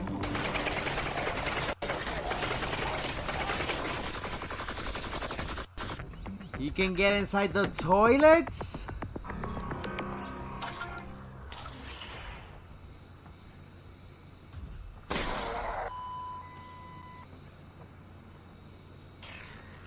What?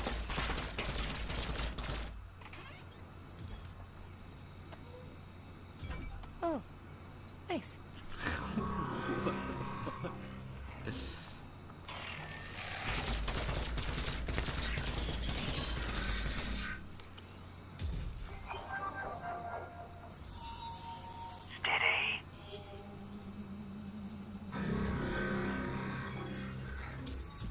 What?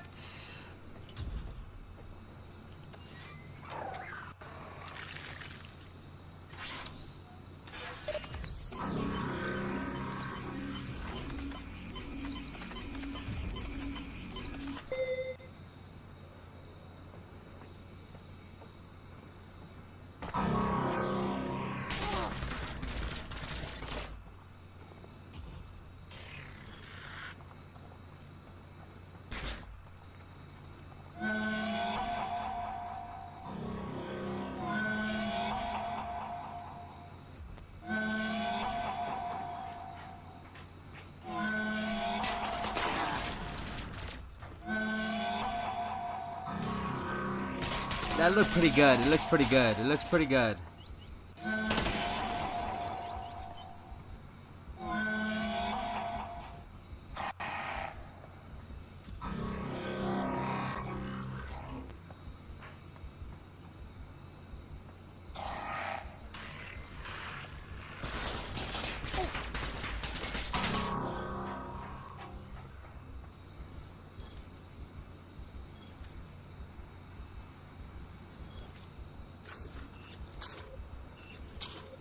Three cells left. Open the door, open the door. Oh boy.